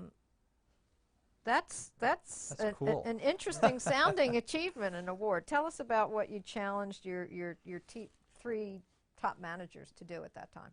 Yeah, and I hope the whole organization. I had a couple rules about technology. I certainly didn't get it because I didn't know anything about technology. I assure you. Yeah. I had two rules: that technology is a horrible master, but a wonderful servant. And the second is, do anything you can do, think of possibilities, as long as it leverages human potential and service to community. Stretch, imagine. And we had one of our values was risk, create, innovate. And I took our values very, very seriously. That whenever I talked to the staff or wrote, we started with the values, and if you understood what those meant, you could make all your decisions. I have a very deep belief in capacity of people. Every time that I've asked for more, or they do more. I mean, for the most part, I believe that we've shrunk people to fit our containers, and shame on us, and it's sad for them because they start to believe that they don't have it. So what we tried to do, and especially you start with the senior leadership, but it has to cascade. It's not a boardroom discussion. This is a way of life. To challenge people to open up their minds, to do imaginative things, never to lose sight of the vision. Don't waste things, but create and think. And so these folks in tech would find a thread and they'd follow it. And sometimes they'd find something at the end of it and they'd know whether it's good or bad and go to the next thing. But they did extraordinary things, really extraordinary things. And my role is, the simplest of roles. It's to permit people to do it within a container. There's the old Zen perspective that you want to keep the best situation with your flock. You have the largest pen. It's a pen. There's some edges to it that are values and vision and results. Cost of service per citizen adjusted for inflation. But the freedom to act, the freedom to be who you are, the freedom to express, the freedom to come to me and tell me, here's an idea, look at this. And the freedom for me to say, I don't like that one, but come back with another one. And for you to go away knowing you just haven't been shot, you've just had a conversation. Mm-hmm. That's all we did. And they were really nice to recognize that. I don't even know if that's a good answer, but there's fundamental bedrock to this game that if your bedrock is there, everything comes from it, the sense of non-heroic leader, and trust and respect and encouragement and celebration and honest conversation about performance, honest feedback, strong and positive or negative when it needs to be. Mm-hmm. So that all fed an organization, a culture that we sort of look back now at this at a wonderful period in time where things were lining up well for working for the city. Yeah. How did you, as city manager, or maybe you were assistant city manager at that time, an interim and city manager, Yeah. how did you communicate the kind of success that you were having with other city managers? And were there other places where you felt you were learning from that were ahead of Scottsdale? Or that you learned lessons that we don't want to go down that road because, again, it's that Schenectady lesson of going down. I think we had a small little group that met. It was Frank and Marty Vanacore and or was in Chandler at the time, and it was 5 big cities, and Tempe. I think Terry Zirkle when we started it, and the county, and we would just once a month we'd get together for an afternoon and we'd have lunch and we would talk and share ideas and kick things back and forth. And you'd always pick up something new. And we had a lot of very candid conversations about little emerging trends we were seeing in elected officials. And we made a lot of agreements in there to cooperate even when the world might have not seen cooperation. And it was I'm always learning. I mean, I learned a lot from Frank, and people encourage you and then, and they help you calibrate. So we did that. I never allowed us to measure ourselves against other cities. I believe in benchmarking for ideas, but I think that it's wrong to measure your cost per something or other with some, because their context is so different. So we played against ourselves, but we were always looking for, that's why we joined the innovations group. And I'm a big ICMA and ACMA fan, but the innovations group filled a gap at a time when there was not an association for people who wanted to fly higher. And so we liked being with the Plano, Texas, and I forget all the cities. There was one in Washington, Bellevue, Washington, and we had that started innovations group with small cities that wanted to get together and talk about the next edge. And so I found that to be probably the richest single harvest was with the ICM or the innovations group. Tell us more about that. And was that by invitation, or how did that work? I don't know exactly how it started, but it was in essence, it was a reaction, rightly or wrongly, to a disappointment in the ICMA conference, that it didn't have a track. And arrogant as this is going to sound, I think there's a lot of cities that felt they went to ICMA and were donors and didn't take much home. So you want to get a group of people together who are just going to push the edges and get speakers that are a little bit out there, and the evening conversation will be about ideas and an idea fest, and that's how the innovations group started. And I remember probably 15 years ago, the first conference in Long Beach, and I mean it became an idea exchange of self-selected, so you weren't invited, but if you selected to be there, you sort of were defining yourself as a certain kind of city. And that was for me, that was the richest harvest and the richest testing ground, because that's where you could throw an idea around and improve it. Can you give us an idea of the kinds of speakers that would come and the kinds of ideas that you harvested there? Well, in fact, last year we had Meg Wheatley, Peter Block, and Peter's done conversation groups with us.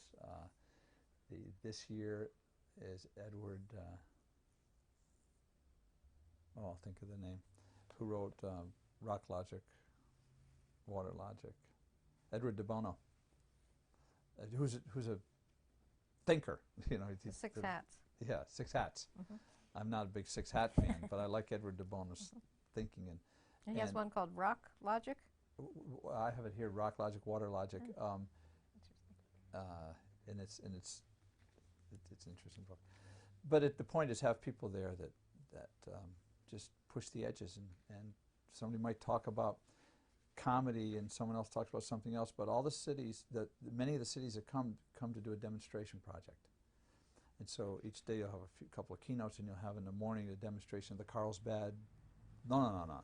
And in the afternoon it'll be what Sunnyvale did with, and it's going to be really energized, and the people will dress up for it, and they'll tell you values associated with it, and it's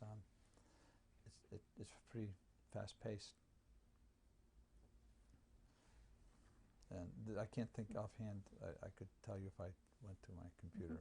And I've emceed it for several years. I'm not going to MC it this year. I think they should be tired of me. But I'll go, and because I just get charged up, get all jazzed up about it. Talk to us a little bit about how the vision and the values for the city of Scottsdale got established. Yeah.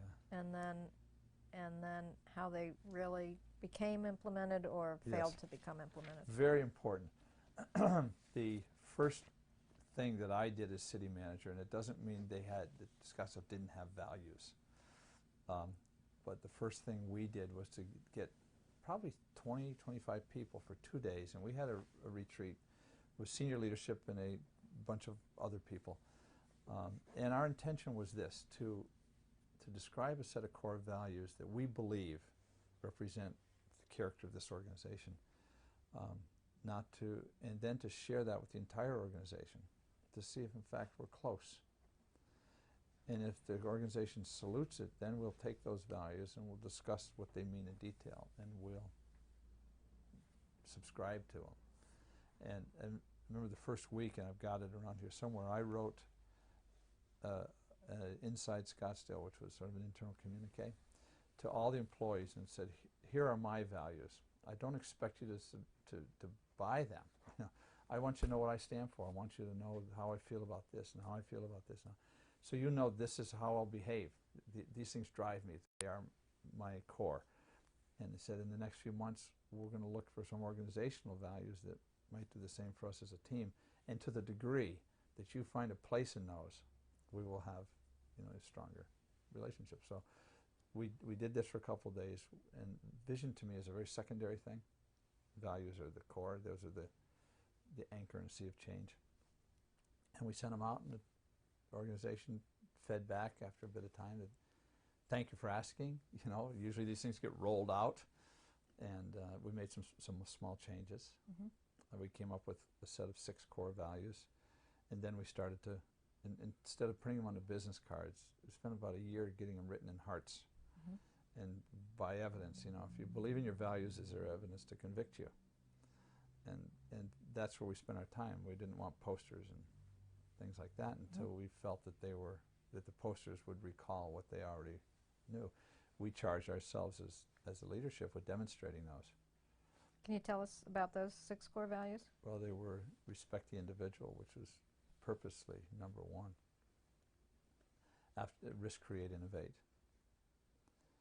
Commit to quality. Be a team player. Listen, communicate, listen. Which, I mean, it sounds trite. All values sound trite unless you hit the icon and go to the next level. Listen, communicate, listen was because we felt that we sort of looked at the organization, then we said something and pronounced it. But then we walked away, and we don't know whether we created anything of meaning. And then there was an overarching one, which was the 6th, which was take personal responsibility. It was take responsibility, but the intent of that was everybody's responsible for everything because we're an interconnected set of things. So we made like everybody's a member of the economic development team. You go somewhere with your family and you see something you think is interesting to us, tell us. And it'll be welcome and appreciated. We did the This Seems Stupid to Me program to help illustrate that, where people were asked to tell us what's being done that's stupid.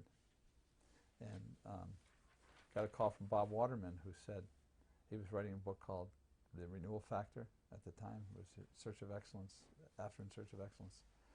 And he said, well, I heard about the This Seems Stupid to Me program. Can you send us a copy of the form? I said, no. I said, we had a form for it. What would somebody write on it, you know? It seems stupid to me. Seems stupid to have a form. It seems stupid to have a form. I didn't, and so we just said, just tell us any way you want to tell us. What are we doing that we can do better? And it couldn't be things like, you know, Dick Bowers shouldn't be the city manager. It was things like, you know, for 10 years I've worked here and I keep doing this and it seems dumb. You're doing that? Why are you doing it? Because I've always done it and nobody said not do it. So don't do it. And we got stuff on bar coasters. I mean, it was really fun. Purpose, harvest ideas. Big purpose, empower people in the front line to know that they make a difference, you know, and that's where values come to life. When they cascade to the worst seat in the house, and that person who's out there in the field says, I'm part of this. I mean, it's just, you know, to me, that's where everything starts to happen. Mm. Now, this was when you came in as city manager. You were able to do this? I had or? the freedom to do it in this way. It was not a rejection of anything in the past, but it was saying, what have we always lived by, and what are the things that should define us, and let's codify them to a degree. And then, not only that, but let's take them way to the top of the thing here, and not just have it that, you know, do you have values? Yeah. Can you tell me what they are? I'll get you a copy. It's not. It has to be different than that. And so that became my quest and the senior leadership's responsibility to keep those visible, to celebrate them. So all of our awards were based on values, behavior consistent with values, all of our promotions. I mean, we became a value-centric, not leader-centric organization. I think, you know, and all of this is my experience of my experience, and people could be much happier now with something completely different. Who knows? But it felt good to me. And people like the values, because you could ask anybody, what are the values that drive us? And they say, one thing you encounter, you're always going to be respected here. You know, and you're always going to have the opportunity to risk. And so people did some risky things that were just amazing to me. Like what? Well, one guy, John Shy, was a plumber. And John invented, he saw that when he went through the park, Chaparral Park, that there were a lot of people walking dogs. In the summer it was hot. They couldn't get the dogs some water. So people would like cup their hands and give the dogs water. And he invented a 3-tier water fountain, which had a place up here for someone who was vertical. It had a place here for someone who was in a chair or a kid. Down at the bottom it had a little thing that had a spring on it, open up and fill up a little basin. And the basin had a slow drain and about probably a 5-gallon little rocks and drywall there. And did it. And he just did it in spare time, not on his work to-do list, and put it in the park. And someone came to the city hall and said, you know, we really like that 3-tier water fountain. And we said, what 3-tier water fountain? And it turned out that he had invented something. We submitted it to the patent office, got a U.S. patent on it, with his name on it. Presented him a plaque with the patent, a photo engraved copy of the patent, really cool looking thing with the drawings, and a check for a few $100 at an all-employee forum, and which we had regularly to try to leap over layers to talk to people. And I was walking back to City Hall and I said, Dick, can I talk to you? I said, yeah, John, congratulations. Cool. And you know this thing's going to go home and sit on the mantle and the kids are going to be proud of their dad. And he said to me, well, you know what? I would never have done that unless you lived the values, risk, create, innovate. And he said, thank you. I said, well, you know, that's a, put that down, top 5 things in a career, you know, that someone has said to you. I mean, really, it's, boom, you do what you say you believe in, holy smokes. It's so simple. And I could give you a litany of things like that, where people were given a permission at the front line to stretch. The stump popper. These brothers invented this thing because they hated to dig out acacia bushes. So they invented, with a little common physics and an old front-end backhoe bucket, and they welded a steel rod to it and created the fulcrum out of the bucket. And they could jam this thing in under a bush and tip it back, and it would pop those acacia bushes right out of the ground. And we thought that kind of thing was worthy of note. We'd always get their picture in the paper, and we got a U.S. patent on it. So it wasn't just a silly tool. It was a unique concept that actually had applicability in the marketplace. But that's what happens. I mean, to me, and it was so simple to start from a position of subordinacy to something greater, principles. It sounds like all of this was just such a direct outgrowth of your personal experience, and the mentors that you had and the values that were instilled in you. How did you weigh what it was like to be a city manager that was going to make this change from leader-centric to value-driven? How did you begin to implement? You said that when you first came in, you just revealed, this is who I am, this is how I function, da-da-da-da-da. Get used to it. Have a high tolerance of ambiguity. How did you really, how did you carry it out so that the cynicism that you must have met in many different arenas obviously gave way to people being value-driven? You know, and probably some of it didn't, probably to some people. I don't pretend, I don't even worry that there was cynicism. I don't worry that there were detractors. I wasn't insular in this, but I was very certain about how I felt about people, and I didn't think it could go wrong trusting. I didn't think it could go wrong saying you're wonderful. That seemed like a no-brainer to me. And we had metrics, and there's, it's almost a counterpoint, it seems, to this, but it isn't. It's an enabler. And I used to say you can soar the balloon as high as you want to, as long as you're tethered to something strong on the ground. So we had measures like the cost of service per citizen adjusted for inflation, which went down every year for 11 years.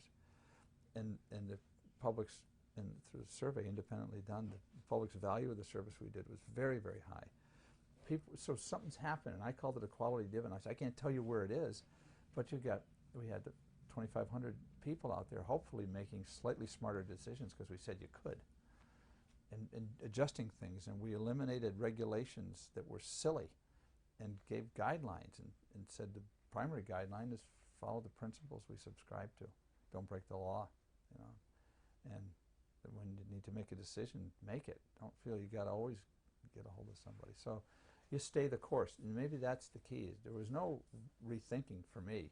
There was rethinking my own inadequacies and incompetencies, and when I made a mistake, there was always that, but the basic principles are always just, it's the only way I could do it.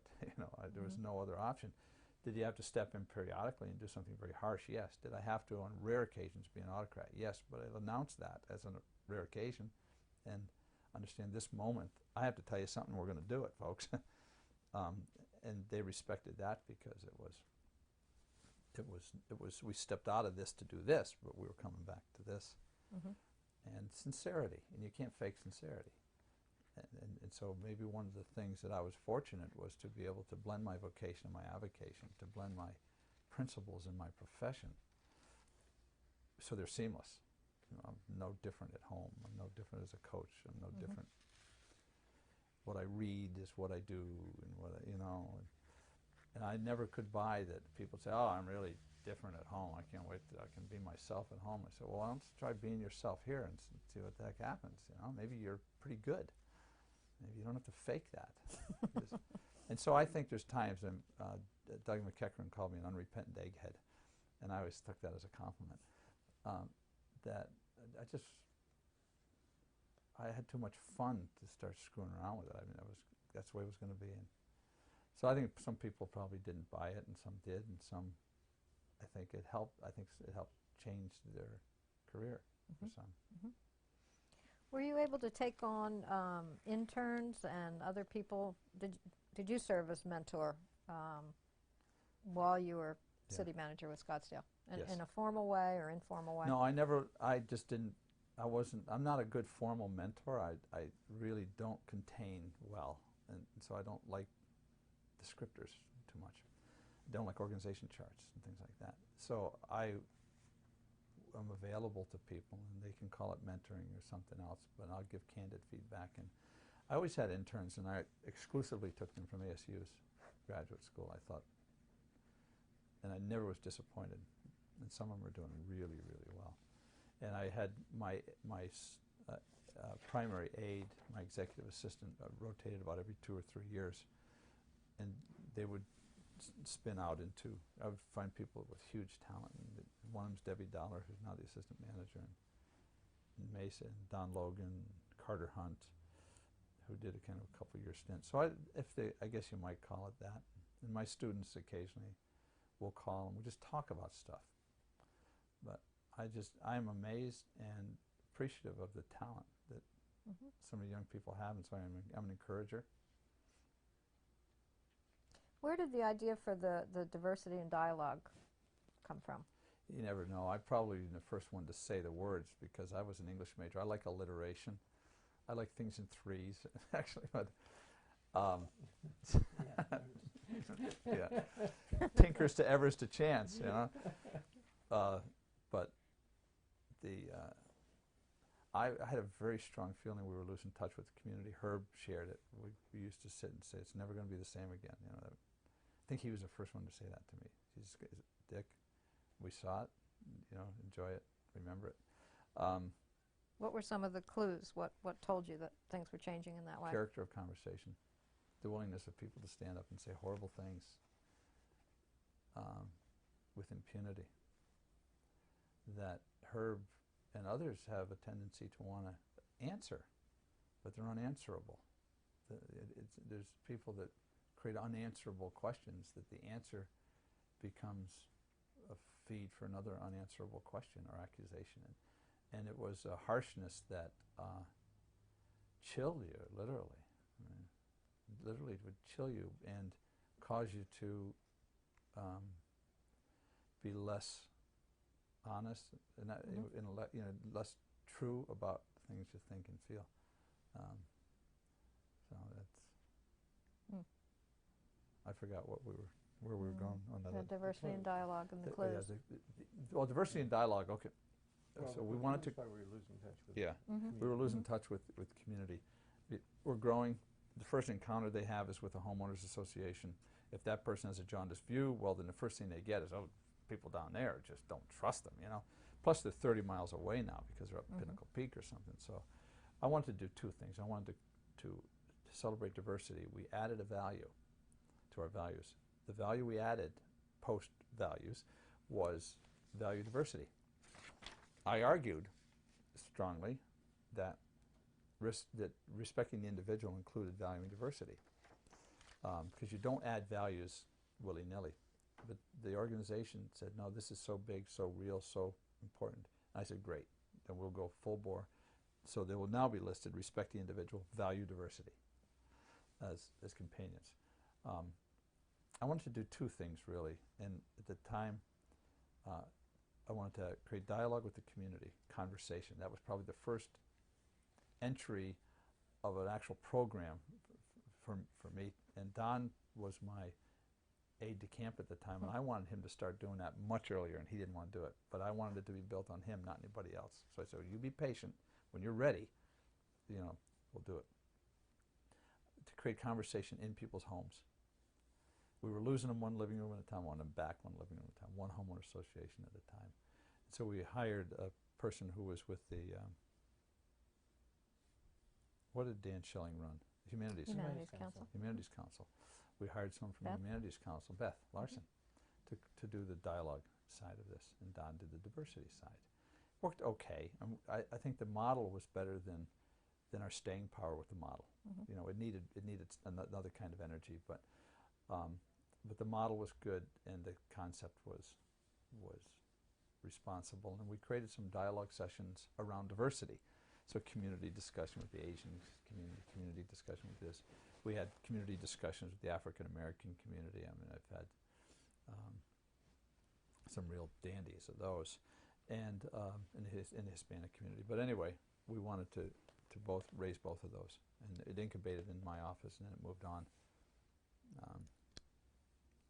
And I think it has standing now, but I don't think the dialogue side of it has stayed the way I wanted it to, and still do wish it had.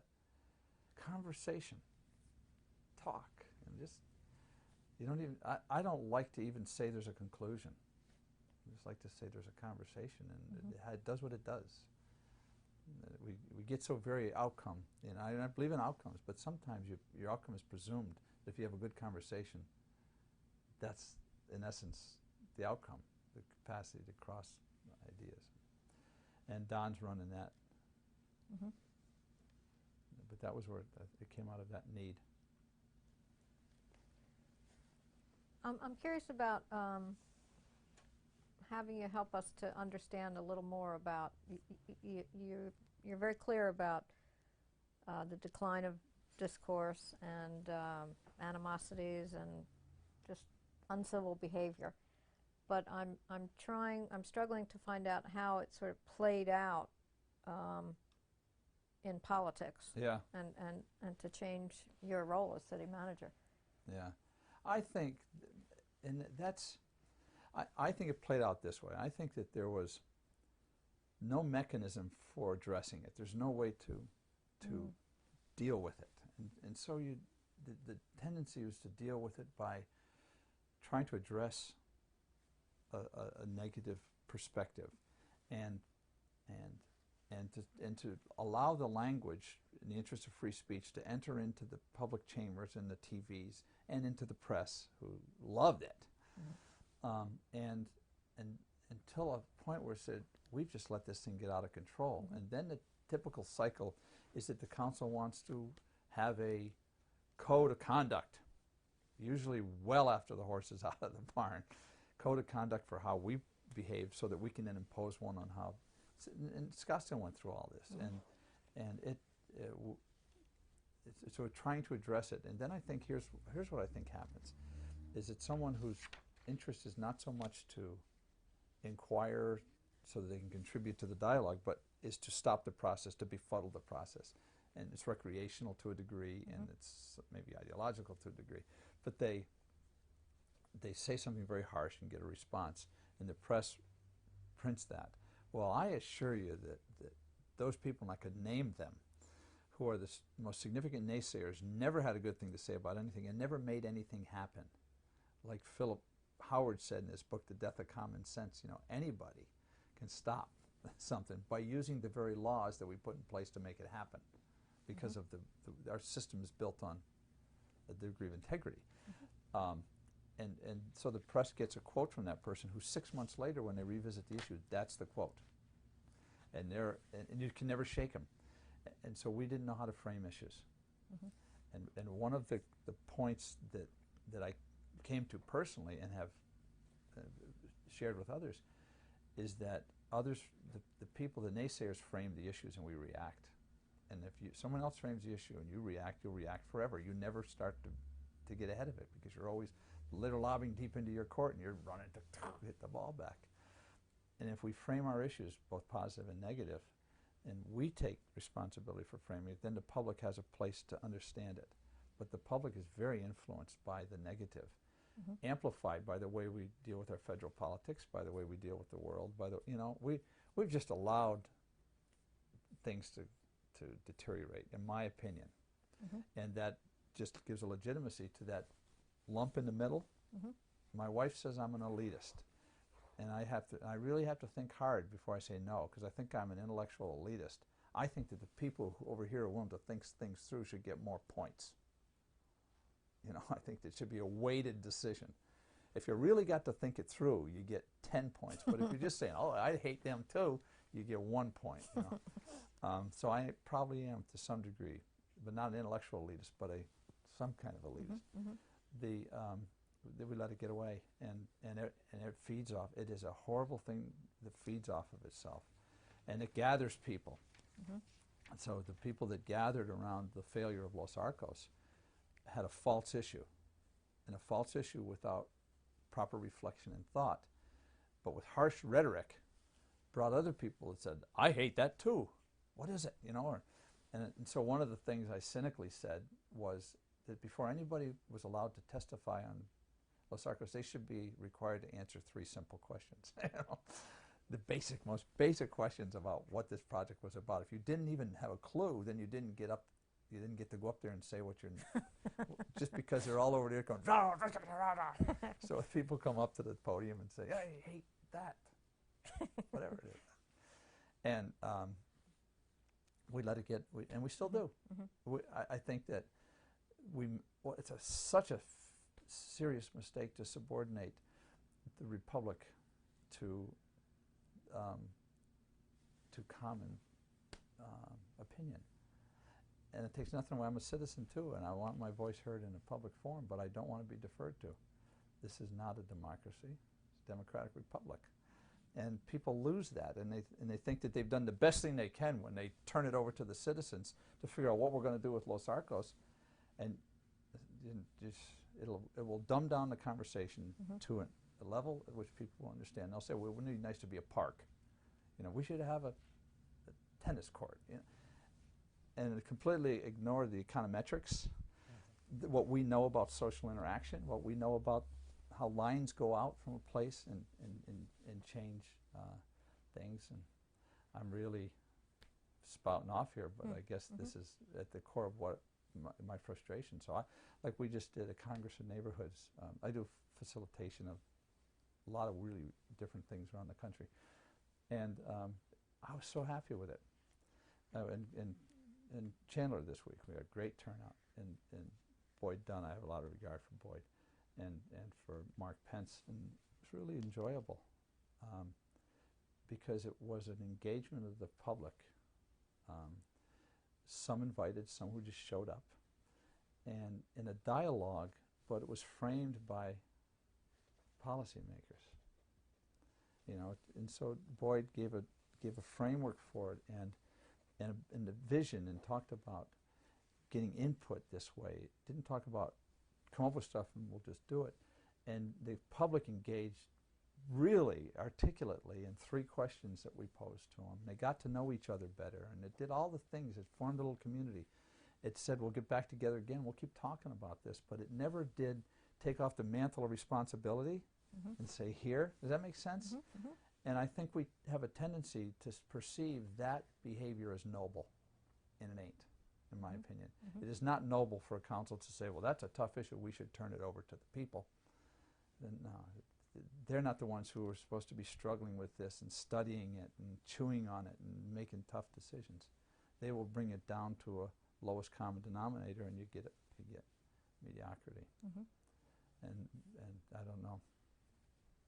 So I think one part of the tendency when you move from strong policy leaders to those who don't have the same kind of strength, that there's that tendency to offset this balance.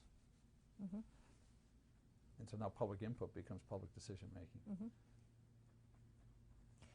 it's really interesting that at the same time you're kind of building up the values of the city staff while public discourse is declining. Yes. So in some way, you if you're respecting the individual and valuing diversity and encouraging risk and so on and so forth, and you have this kind of an environment with city staff, they're to a certain extent out of touch or out of step with what's going on in general society. So how do you bridge that? How do you bridge that gap? Yeah, I think there's, for one thing, even though it might fail, there's no other way to do it, because that's where I would start. You know, even people say, well, but you just get people's hopes up. I said, but they're up for a while, and maybe you do some great things for a while, and then maybe you don't. Nobody said that this is a rose garden, but my encouragement is when you can, bring it back up. If for no other reason, because these people should be able to go home at night and say, you know, tell the kids, I'm doing neat stuff. The world around me is really goofy, but we really believe in one another. And I also think that city manager's role is to be a shock absorber, and to say that, and I've said this many times, I don't know where the council's going, but that's not for you to worry about. And it's not for me to worry about unless they want me not to be on the cruise. But if they say we're going to go that way, I want our ship of administrative responsibility to be able to go that way. It's not for us to determine the destination, but simply to get the boat there. And this is, and so that kind of behavior, first, if how we treat one another internally, and it's reinforced there, has a better chance of, you know, the public always ranked the services they got from us higher than the service they got from the elected officials. And so somewhere they differentiate. So there's nothing, I don't think that I don't think it's inconsistent. I don't think it's necessarily a burden on the employees, although they might wonder, why are we this way and other people can be, you know, a different way? Yeah. Because are in essence part of a different, their club is not that club. Talk with us a little bit about, as a Scottsdale citizen, one of the first things that I relied on when I moved here was Channel 11, and very often you would be interviewing people who had been in the community for a long time, or people who were trying new things or whatever. Tell us how you relied on the cable station to broadcast what was going on in the city. We really saw the cable station in a couple ways. One is we saw it as a tool to introduce people to the community in an intimate way that didn't know the community. So we hoped that people would tune in early in there when they moved in. You know, maybe just see something and said, "Yeah, that's not too bad." I did a show with Hal DeKaiser, who was the editor of the paper, until he moved over to Sun City. And we made it clear that we weren't pals, we were mutually respectful, and we would take an issue and he would say, "You know, you guys are really screwing this up," and I'd say, "Well, let me tell you, there's a little more to it than that, Hal." And we would do it with a smile on our face, because we both enjoyed that kind of dialogue, mutually respectful, but it was pretty good. We kind of liked that. And then I really wanted to do this history one. In fact, it was the only thing when I left that I said, "Look, it would mean a lot to me if you let me just keep doing those, because I want to record, much like I want to record history." You know, there is no better conversation on tape with Herb Drinkwater than the ones we did, and that's now preserved. You know, and Guy Stillman, we did 2 interviews before he died, and he knew he was dying. And now we know the history of the railroad park from when the trains were in his backyard, you know, gone otherwise. And I think of the people that we've lost since then that I would, you know, I think sit with Virginia Allman, holy smokes, who used to ride in the carriage to go up and sit with Mrs. Wright, and who tells these wonderful irreverent stories, or to sit with Charlie Briley not long before he died, and so he could tell stories about sitting with Ty Cobb at the Pink Pony having lunch because no one else would eat with the son of a bitch. And this is Scott's. We have to, you know, those are people who could touch both ends. They could touch when it started. You know, somebody should have sat and interviewed Lou Weitzman. Wonderful man. History will never quite understand what the general spirit he was. So anyway, I came to that from my soul. I mean, really, I think we are so deficit in our sense of history as a nation. I mean, history doesn't have the same, and our city is just, sadly, we have a tendency to destroy history.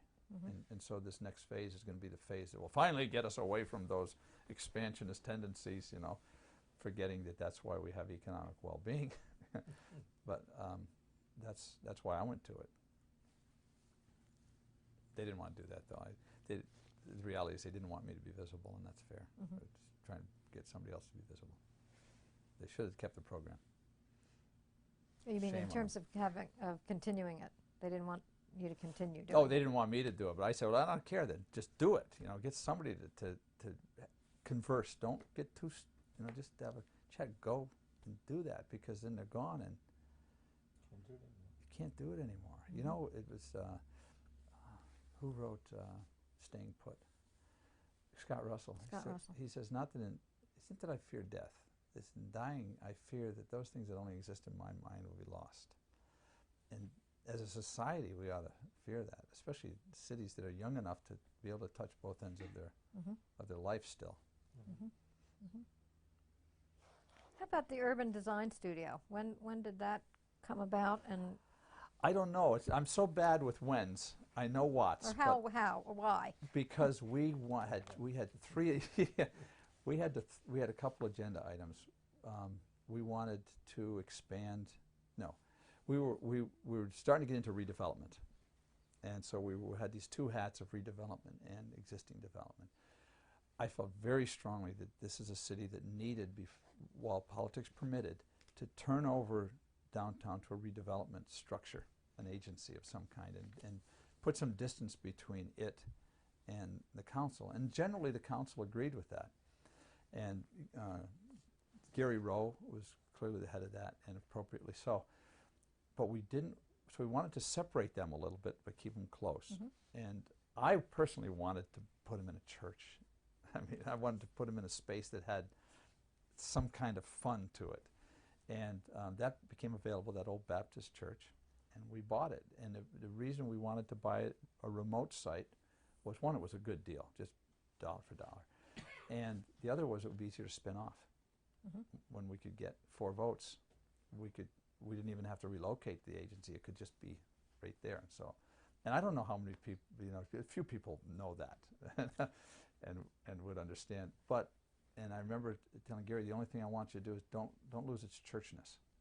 Not the spiritual, but don't, when you walk in, it still has to be a church. You know, you leave that up there, leave that one, but don't put sheetrock, you know, and don't lose its churchness. And I think they did a wonderful job with it. And the other notion was it should be very inviting to the public, so they could walk in and have a way to express themselves anytime, school kids, so that we can create a contact where it really is an urban design studio. They have an idea, there's a way to express it. And so it was born out of that. And I also had a real strong feeling that group needed to be think tankish. And the best place to be think tankish is in a somewhat avant-garde, odd space, because they're thinkers, imaginers. How about the green building program? Did that grow out of more toward looking toward future development or redevelopment or both? I think both. I think that was almost development neutral in some odd way. You know, and Anthony Floyd just put so much into that. And that other than being an encourager, I have very, very little to do with that. I think somewhere I have a picture of me with Echo the gecko. But I was just an encourager. I believe in sustainability, and I believed it in the broadest sense, and I liked this intergenerational equity notion.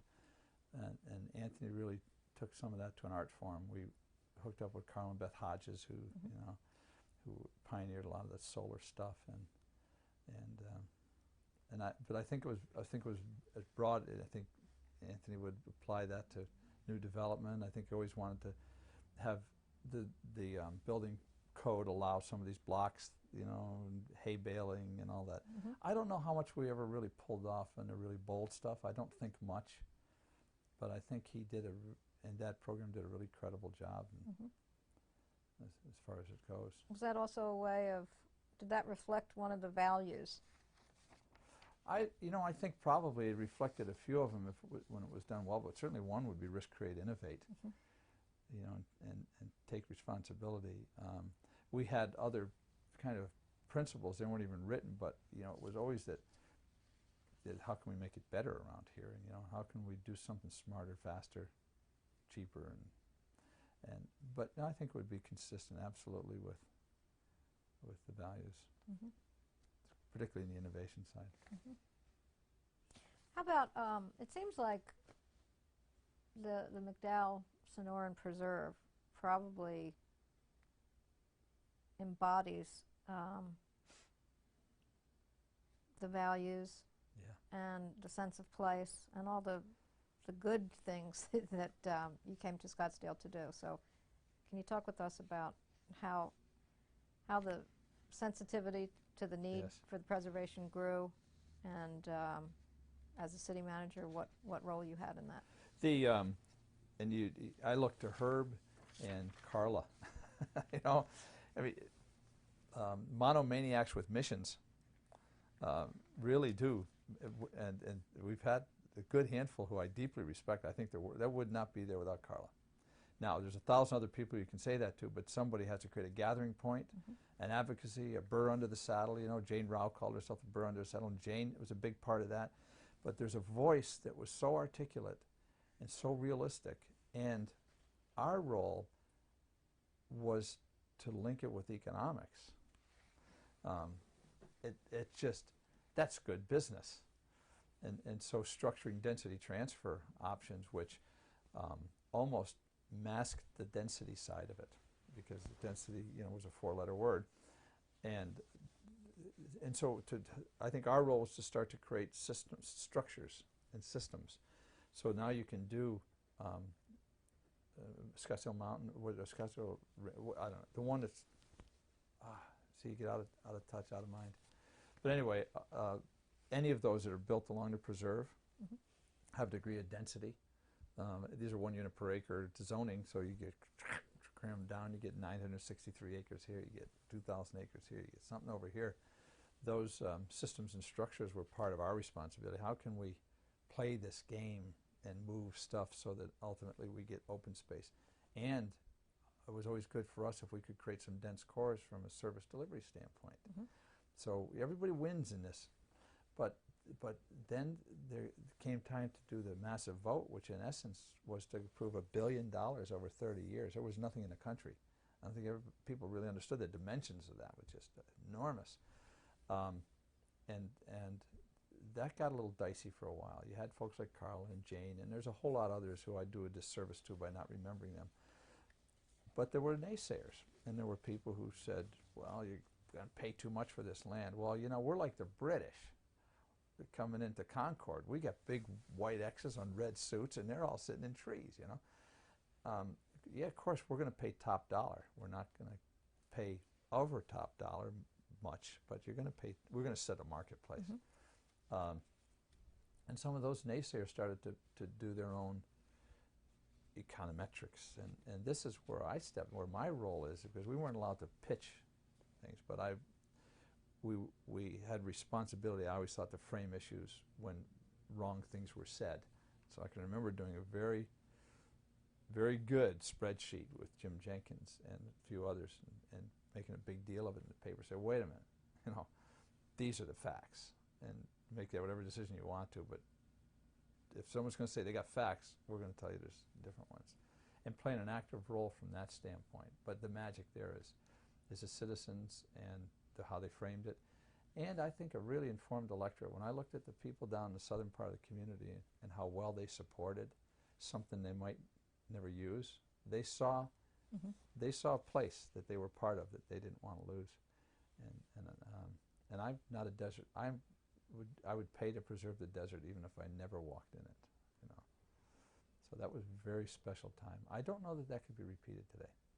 I don't know that there's a lot, and that's neither good nor bad. I just think that we've reached a new dynamic. You could never do Fashion Square today. And you could probably not do the Indian Ben Wash because I think there's just, it took a degree of this burst of unity around these ideas. And an incredible degree of resiliency and persistence, just incredible. Because hey, Carla was always getting whacked, you know, and she just got back up, like, did it again. Or Jane White, or you know, I think all these people that I respected in what they did. Were there other examples of this kind of individual?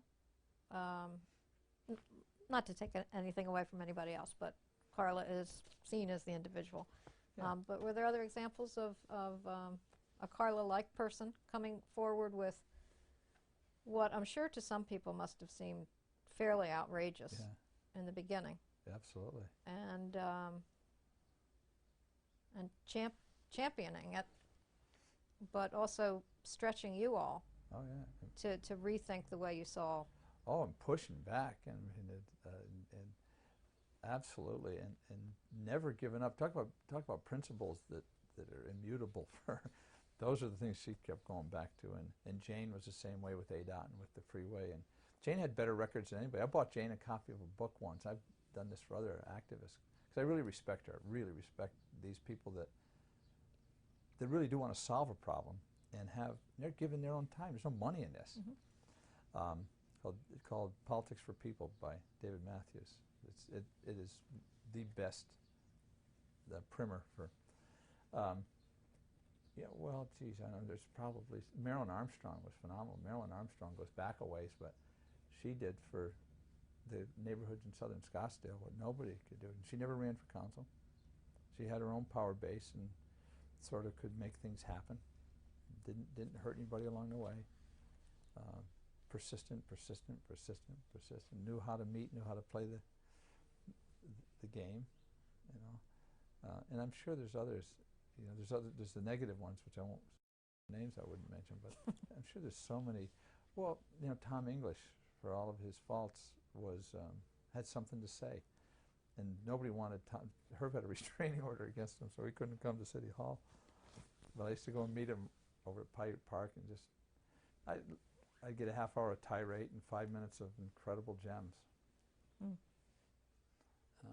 So there were Zina Kuhn. You know Zina? Mm-hmm. Zina taught, when I went to Russia on an Eisenhower thing, she taught me, Richard, you need to speak Russian when you go. So I said, teach me how to say you have a beautiful city, Zina. Because I said, give me some universal thing, and that's it. You know, Spasibo, Pожалуйста, and Odessa, очень красиво город. Odessa is a beautiful city. So I got smiles and greetings because I could say, Moscow, очень красиво город. And they would go, ha! You know, American boy, we drink. No. And it was, Zina was wonderful because she had an idea and a persistence, and she got the boxcar at the railroad park, which was one of the original French gifts to the United States. That's a very powerful thing, and formed a very strong alliance that made sure there's a celebration there on Veterans Day in honor of that experience. And she had the tattoos on her arm from the concentration camp. And she would just show up. These are people that would just show up and sit in the office, and it's okay because they're legitimate and they're honest. And so there's probably more.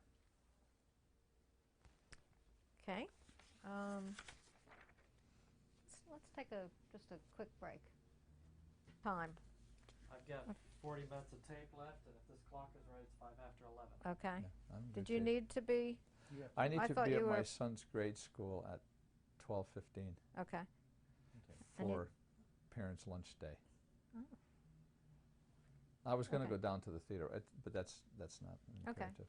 So we can go to another 20 minutes, half Sure, hour, or whatever? sure. Okay. Is that okay with you? Yeah. Are we Supposed to back? be there around We're back. 4:15, Oh, yeah, so- I have to be back. Okay.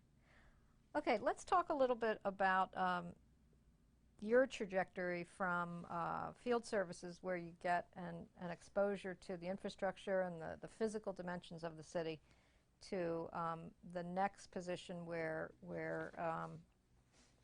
you're in charge of a variety of different things that don't fit into other Yes. departments. Yeah. And then you move into city manager. So it's interesting to see how you build your knowledge and your experience with the city that leads you into the city management Yes. position. You know, it was all a training ground. I mean, there was an education in every step, because there's nothing sequential about this, so the work in field services was so different than the HR. But through this, the thread of the principles, you know, of belief about the systems we were leading. So it's almost like, to some degree, the belief at Nordstrom that if you can work in one department, you can work in any other department. The only thing that's different is the goods you're selling, but the principles are the same. But, pardon me, field services did give me a broad view of a variety of different things too. They weren't, some of those stood separate and independent. The only common thing was they mostly were done outdoors. All the stuff we did outdoors in public works. But so the move from there to deputy city manager and this sort of, let's collect all this other stuff, let's collect all these other areas under this person, felt pretty comfortable, especially since I went in so unconsciously incompetent. To the previous one, I had developed the confidence that I could be unconsciously incompetent, not have to do anything in particular, like other than no harm, and allow myself to grow into the job. That was maybe one of the best lessons for me in humility of sorts, that I have no idea really what I'm doing. I don't break it, but treat these people right and it'll work out. And that's really the way it was when I got to be deputy city manager. It was also, I did a lot of projects. I did things that whatever it was that wasn't clearly on someone else's plate, I got. And within that, we also tried to knit a team out of this odd bunch. So we did gather as a team. We did gather. We did celebrate as a team. We celebrated our difference. We celebrated how different we were, and what our few common threads were, even though the data processing people in this other group from public information just didn't have much in common. And they didn't exchange much. And I wish I could remember the other pieces of that puzzle, because there were like 5 or 6. I just don't recall them all. And it was a very, I don't remember any discomfort other than I was now, in field services I was 10 miles away, which is a wonderful place to be. I was now next to Roy, you know, and I thought I had this bias for action, but a concern that I had no idea quite what to do yet. But it came pretty quickly, and so it was comfortable. And I think from that, being a generalist at any point in your career is a good thing. It allows you to be seen as having variable skills. And so I think that was very good for me, because people saw me in a whole variety of different arenas and thought, well, I'm a generalist, and that's good. And it became a natural move into assistant city manager when Jorge was there. Actually, when Tom Wilson was there, who was the city manager between interim city manager. And I became then in an interesting position that from that point forward, a very interesting position. I became a toxic handler, and I became the values point of reference. I became an odd anchor, sort of, because I was tied with history. I was at a position that was high enough to be able to influence administrative policy and maybe political policy. Strong working relationship with the council, which had not yet been developed by city managers. So it was a kind of a funny position. I was not considered for the city manager job for some of those same reasons.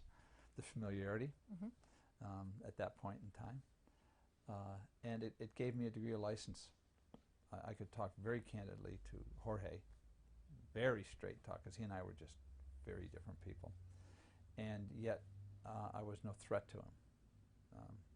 And so the organization would turn to me for things that shaped the organization, or the feedback that they had that they wanted to give.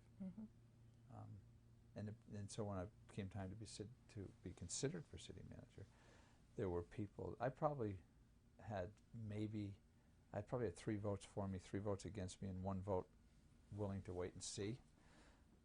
But Herb was a strong supporter, and I think he and others felt that we needed to stabilize, because they brought someone from the outside for a couple times, and they felt that we were going into an era that we needed to stabilize, and we just couldn't cycle through. And Jorge came and went pretty quickly. And so they gave me the opportunity, and I fully intended to win the game, and just worked like heck for those 3 or 4 months. So you had sort of a probationary period, or how did that work? It wasn't even a probationary period. They did a national recruitment. I was appointed interim, and it was a 4 or 5 month recruitment. But that was a real important time of introspection. I wrote them a very long letter indicating what I intended to do, and how I intended to separate the perception of me, because they saw me when I was a kid at 32, you know, and that I was going to look different, and I wanted to see the difference, because I had to differentiate between the good subordinate, you know, and the leader in the role, and we worked hard at that. Hired a police chief. How did you develop those ideas about leadership? Well, I honestly think that I think I developed them all the way through, and I think I used them all the way through. I didn't use them from the number 1 slot, and I didn't use them visibly enough to ever create discomfort for anybody else.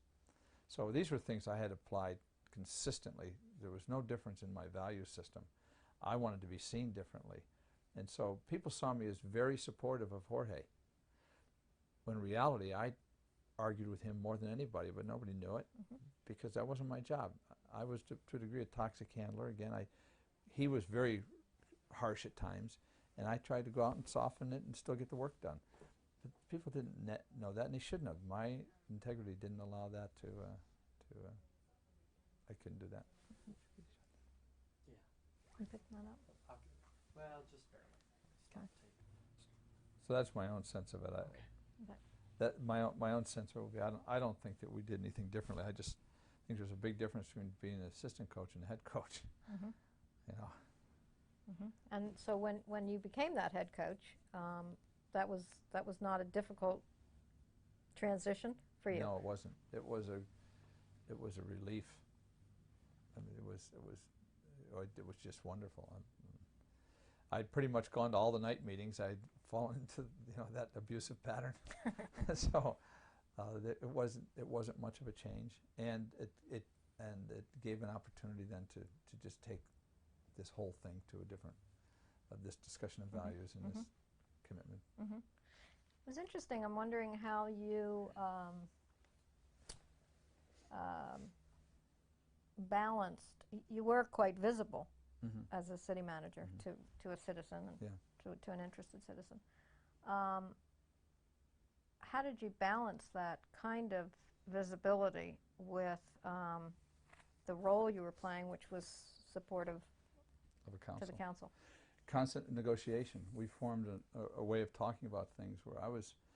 They knew what I was going to talk about. I never tampered with them. I always gave them the credit that they deserve, and so they knew how I was going to approach it, and they could modify it if they want to. I just don't think they ever felt that they couldn't trust me with that. And a lot of that sort of problem comes out of trust, not power, or maybe trust about power.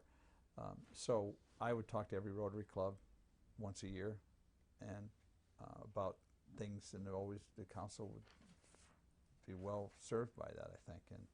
And the TV shows weren't political. They didn't do that sort of thing. And my visibility was, I was I'm obsessively apolitical. I still don't register in a party, never have. I don't like definitions like that.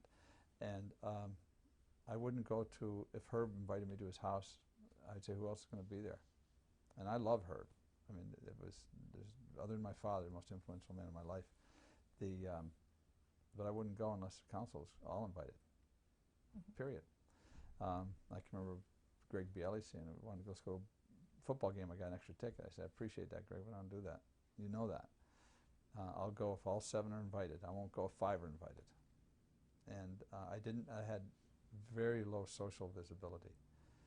They knew that I would rather, Steve Wilson interviewed me once. He said, what's your favorite food? I said, peanut butter and jelly and chocolate milk. I said, because that's what I've had for 30 years with my children. And so I would rather be home having peanut butter and jelly. When someone criticized me because of spending account and eating lunches, I said, trust me on this, folks. That is not fun. That's work. That's the hardest work, because that's, and I'd rather be home having peanut butter and jelly and chocolate milk with my son than be doing that. So I had a very low social visibility and a fairly high public visibility on some things.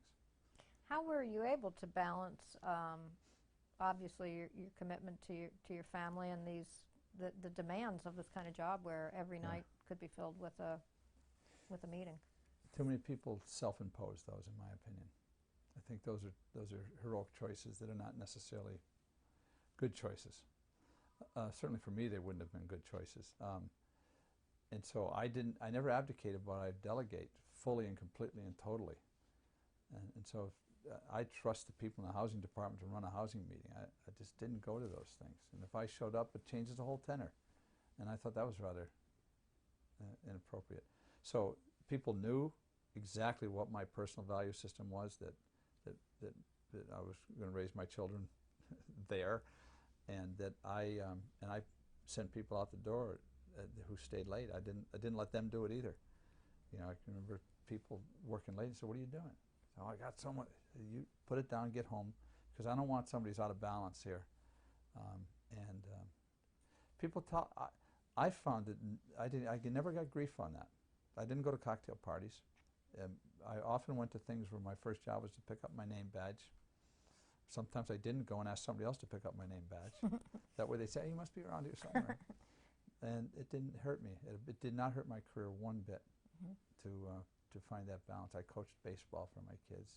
Always had another coach so that if I had a meeting, I did go to the meetings. I had to go to council meetings. Never went to a commission meeting in my life.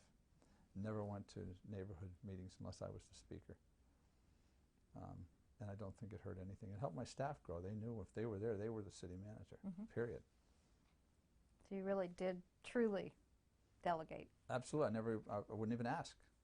They didn't have to tell me what happened last night unless there's something I need to know. I have a very, very low professional inclusionary need. I don't need to be included. We talked often about, well, what is it that you want? I said, what do you think I need to know? And try to find a balance. If I have a question, I'll ask you. I'm not ignoring it. I really care. But we're a team, folks. And, you know, so I have very low inclusionary need. If I didn't get invited to a meeting, it didn't make any difference to me. If I didn't chair a meeting, Dave Roderick chaired the Economic Development Task Force. I was a member. Why should a city manager chair that? He knows what he's doing. I don't. You know, Jim Jenkins chaired the Finance Committee. I went as just a person there. How about in terms of hiring? How involved were you in that? Or did you also delegate in terms of getting a personnel manager that could you could trust? I was involved in the formation of the guidelines for hiring. Very involved. I mean, my job is to intersect things at that point and say, when people come on, here's what we need to be doing. I would be sometimes very prescriptive. An orientation doesn't mean that's where you fill out the forms. Orientation means I speak to the people first, somebody else speaks, they get on a bus, they see the city, they have lunch. That's an orientation. So I would set policy, and then I always wanted to, within the first 3 months, be face-to-face with every new employee. Not one-on-one, but in a group where I would talk to them about values. And then I had an all-employee forum, at least quarterly, which we could get 800 people or 900 people in the center, and we would usually have a theme, but always part of it would be me alone on the stage, sitting on a stool, and they would either submit questions ahead of time, and we would give them absolute, candid, honest response. Field a few from folks, and because I think that was an important part of my responsibility, was to be accessible, to be visible, to be vulnerable. And a lot of city managers don't like to be vulnerable. It broke down artificial social barriers between people. I'm just, you know, I'm in this role, but we are together, and so yeah, that's a chain. I don't know if it connects with the first part of it. If you could, I'm looking for the big view here. Looking back over what you've done, and it sounds like your core personal values and your core beliefs about the role of government have been unfailing in terms of leading you from one situation to the next. And along with the skills that you've picked up along the way and the experience. But so can you talk with us a little bit about those major threads, those values and those principles, and how they play out in the role of a city manager? Yeah. Wow. That's really a great question. It's one of those questions I want to, like, ponder. We can come back in 2 weeks. Ponder. Because I think that that's been a real joy in my life, is to feel this constancy of purpose. And so much of it is raising 5 children, you know, and learning from them, and having my son have an incredible moment of truth, because where I learned about listening, and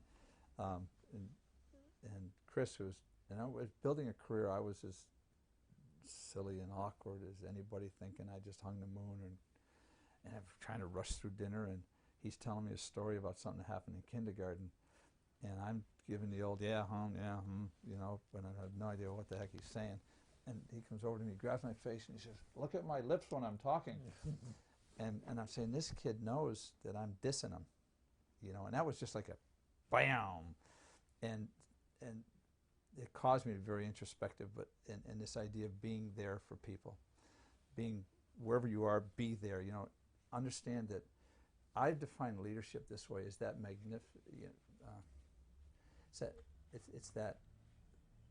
it's what those magnificent people that you're privileged to lead give you permission to do.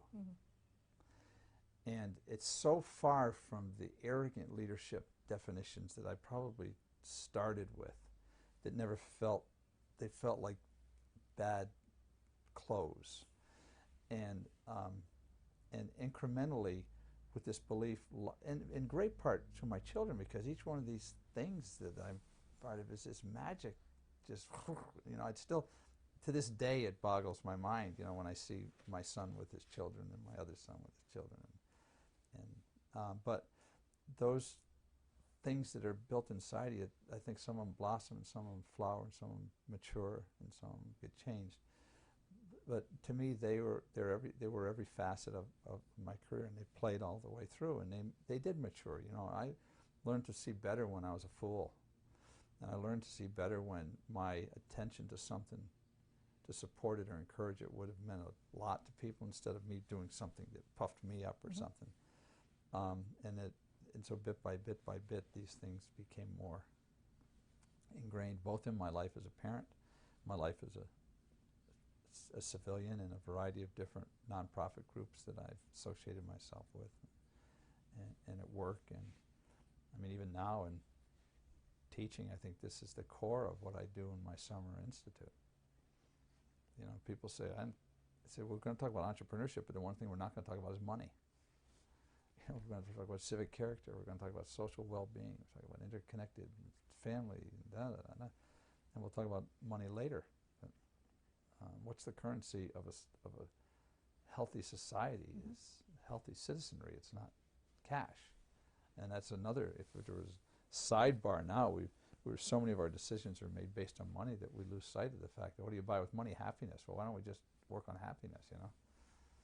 Because it's hard to buy it. But those threads have, to me, allowed me to find a very comfortable place throughout my 31 years in the business of when things were horrible and rough and I had a bad night, you go back to those chords and say, this is what you're trying to do.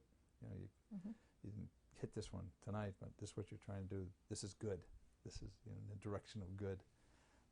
And keep going back to it. That's what values do, I think. That's why when I see the kids, you know, kind of going off the path and we'll get a little bit worried, so don't worry, they'll come back, because they got this core of values that draws them back. So I don't even know if that gets at the question, but I think that those, you know, the respect, the sense of wonder, you know, it's still, I'm blessed with a sense of wonder. I have nothing to do with any of this, but I'm blessed with a sense of wonder, which in this theater thing that I've fallen into like a pot of honey, which is a house of wonder. You know, and it fits my soul, and I treat those people exactly. I have finally come to where what I'm trying to do as a human being is pretty well formed for me. And so to just apply it down there has changed, it's just been wonderful. You know, and so that thread it's ongoing. Has working with the theater helped you to clarify the role of the arts in civic life? Yeah, we've always, absolutely, unquestionably. And to give me actually a bully pulpit of sorts to play on that. I remember Sam and I still have pins from when Sam and I went to a conference wearing pins that says Art Saves Cities. I've always believed it. And I always know that the great civilizations are remembered by their art and their literature, right? You want to destroy a civilization, destroy its books and its art. And you can't find what it was. You know, that's why they burn books and stuff. But yes, it has, and it's really, I mean, talk about refreshing and exciting to be in the middle of that all of that downtown Phoenix stuff. I haven't been that energized in 20 years about the vision, and to be able to talk about the interconnectedness of arts to social well-being and to economics, and I can make those connections. You know, what does a knowledge worker want? One of the things they want is really good theater and entertainment and nightlife, and so now we just got approval. I'm on the Downtown Phoenix Partnership Board, the Civic Plaza Advisory Committee, and the Arts Selection Committee for Downtown Phoenix, and we just got approval to build something we've advocated for, as a piazza in front of the Herberger to connect with the convention center, and that's going to be built so that we can now engage public where they don't have to buy a ticket. We can have open space. I love the Civic Mall because it's unprogrammed open space. People come together, and I'd like to minimize restrictions, let someone open up a violin, collect quarters and play it, but just let it be a human gathering place. Art should do that. Art should draw people and should help define us. How about in terms of the formal relationship, like the Percent for Arts program that Scottsdale is so well known for? Yeah, I'm not engaged in any of that. I mean, my dealings with the council right now is on urban form issues, and I'm very active. I'm an advocate for an urban form that doesn't have this Civic Plaza be a block. You know, it has to engage in I do drawings and things like that, and we've been very fortunate. But the percentage in the arts in Scottsdale, I think Sam was the magician on that, and I think that she can look with great pride, as we all can, but she really primarily on what was done on the Freeway 101 is extraordinary, and it's really great, and there's some other things throughout the city, but to me that's where art and community connect, when the common things can be made unusually attractive. The 20th Street and Thomas overpass on the 51, that's great. Yeah. I didn't have anything to do with the Percent for the Arts, No. other than to say, yay, let's do it. Okay. Where else do we want to go? I love that we don't have the formality of the previous interviews, and we can Isn't it talk nicer together. for you to sit chair and relax? Now, you don't have a comfortable chair. I feel bad. That's not the most comfortable chair. No, I like that blanket. Okay. Yeah. But I Yeah. feel good in here. This is, Yeah, for me, this is a good place. yeah. I wish we had time to go through every single one of your books. You know, these are my friends. This is a wonderful collection you have here. These are my friends. You know, and Yeah. I'm somewhat of an eclectic by my nature, musically, and I find some of the best literature. I tell my students, God, don't read these trick books, you know. Don't read the 10 steps. 7 steps to such no, and I such. said, read the Tao Te Ching. I bought all my children the Tao Te Ching. Read it as, try to pull leadership out of it. It's not going to tell you, but pull leadership out of it. And Man's Search for Meaning by Viktor Frankl. But I've got, right now, I'm reading the new Malcolm Gladwell book, which I like. I find I can read about 3 chapters of anything he does, but it's all there in the first. I kind of like This it. is his new Blink. Blink. I'll read it a little more tomorrow on the plane. That's a fun little library. Some of these I go back to every once in a while and visit them, because there's always notes and things. Did I try to see, why did I say that? I write all over my books. This would be great if people could just come in, sit in the chair, turn on the light, and face that way, and just choose a chapter or two of Sort of each of these books. See the It's a seeds of wonderful a scrambled collection. mind? Right, everything from the Dalai Lama to Harry Potter, I see there. Yeah, Well, there's wisdom in both. And We're lots of in- management. We're into good to great. Good to great. I actually I've applied some of those principles to the town of Palm Beach, and we've had some really great discussions. Just the very basic idea that everything isn't remedial, we're not broken, we're good, and let's take it up. Are we still on? Yeah. Okay. Could you also just tell us a bit about the consulting work that you've done Sure. and what you've learned from that? You know, the on that sort of two-track thing, I've been doing this work in a very modified form since the early 80s. I have a long-standing relationship with the city of San Diego. I do two-day institutes. In UCLA, I do two-day institutes. And the council always knew that. I was real straight up. I said, you know, when I go and do these things, I get ideas. I mean, I'm with adults who are professionals. I take as much as I give, and I love it, and it energizes me. And they were always very supportive. And I never thought of it as a business, but always knew I could make it one. And it's small, little. And what we've done is try to take situations where we can really make a difference. Culture formation, dealing with like this work in Chandler. I'm really excited about it because we had 80 people there. Not one of them said, here's what's wrong. They said, here's what we can do. Here's what we'd like from you. And let's get together and do it again. I like culture formation. Be in the town of Palm Beach for a couple days this week.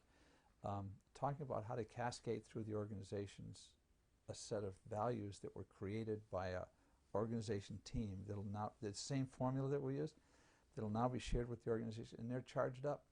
And we're going to come up with simple measures, simple things, from trying to not let people, or trying to help people not let process triumph over product. That's one of my sort of freaky buttons, that process triumphs over product. And then the process grows, and sometime, what are we trying to do with this deal? And I do a fair amount of consulting with, and I have some standard clients that I've developed associations with, and we do an annual council retreat. It gives me an opportunity to help administration and councils understand role differentials. It's a very big problem with elected officials. What's the role of policy? How do you make policy? I part teach, part facilitate, and then I write the reports. And I just have a grand old time. We'll do workshops and speeches when people call. I don't advertise. We just get enough of that it makes it kind of interesting. I try to work no more than 10 days a month. And I probably spend 10 days a month at the theater, some portion of it.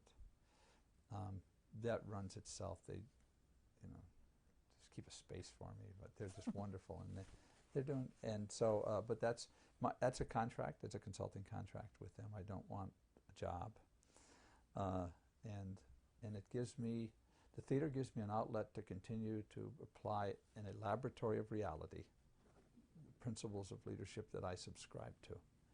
And I'll tell you that for a simple little place is maybe one of the most validating things that I've experienced in my life, because it's all there. I see it all at once, and I see going from a significant financial failure to an absolutely rock solid financial success while people are having fun. And I'm proud of that happened, and I would say it was so simple. You know, it's just, I don't know theater. There's no, you know, and so that's my consulting work. I want to write, or desperately want to write. I have something to say, but I don't. I'm a talker, listener, and a reader. But when I sit down to write, it's you know, sometimes when you write something, you narrow it, and thought's more fun. If only there was a way to capture that. Maybe it should be a spoken word book then. Yeah, yeah. How about in terms of the qualities that you brought to your position as city manager? What do you think about the way the profession has changed, and the kinds of qualities that are most necessary at this point? Yeah, I'm on a little committee at ACMA that Bob invited me to talk about some of those very things, and I think one of them is humility. You know, it's a, and I've known managers all over the spectrum. This is not, leadership is not a right, it's a privilege, you know, to be respected. You don't demand respect, you aren't, you know, all those kind of basic things. But I think that we really need to become humble about the role that we play, and how we are to influence the formation of healthy communities, not to make ourselves look good, not to satisfy. I mean, I think that's completely the antithesis of what managers need today. you know, to change our perceptual, you know, model. It's almost like there's a crisis of perception of how we see the things around us. And I think that we need to examine new metaphors. I'm really big on that. I'm so happy that Bob Denhart was doing that work on dance, because I think within the arts, one of the things I'm finding is there's some wonderful metaphors that we need to talk about ourselves in different ways. Our metaphors are very warlike. Mm-hmm. You know, they're very win-lose. I have somewhere in here a book called The Non-Zero Sum Game, which is outstanding. We're playing a game in a win-lose world. You're with me or you're against me, right? Mm-hmm. That doesn't work. And as a profession, I think humility, a sense of you know, different metaphors, different ways to think about our perceptual models. I think we need to convene in different ways. I've felt that for a long time, that we need to convene conversations. Bob and I have talked about this. I talked with Meg Wheatley and Fritzo Capra, and I have ideas, but I tend to busy myself so much that I can't take 2 days out to set it up. But I want to have a conversation at a level that has no expected conclusion other than, and Meg Wheatley's written a new book, and we had a great chat about this. And she gave me Capra's home phone number. He wrote The Turning Point and Tao of Physics, and a movie I still use every class called Mind Walk. If you haven't seen it, it's worth seeing. I bought every copy you could buy on eBay, but now they're like $80 if you ever want to borrow it. I'll loan it to you. It's a phenomenal book about the interconnectivity of human systems. So those are, to me, a few of the things. But one of the things we can't do is apply the same old crap we've done forever. Mm-hmm. I don't believe that we serve. We are people in our profession that have to reframe the public agenda in many ways. Not own it, but reframe it.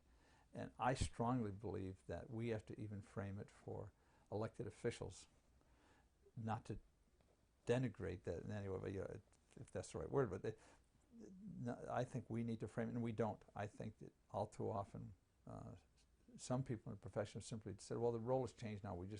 They do what they say, or, you know, we give it over to the public. You're dead wrong.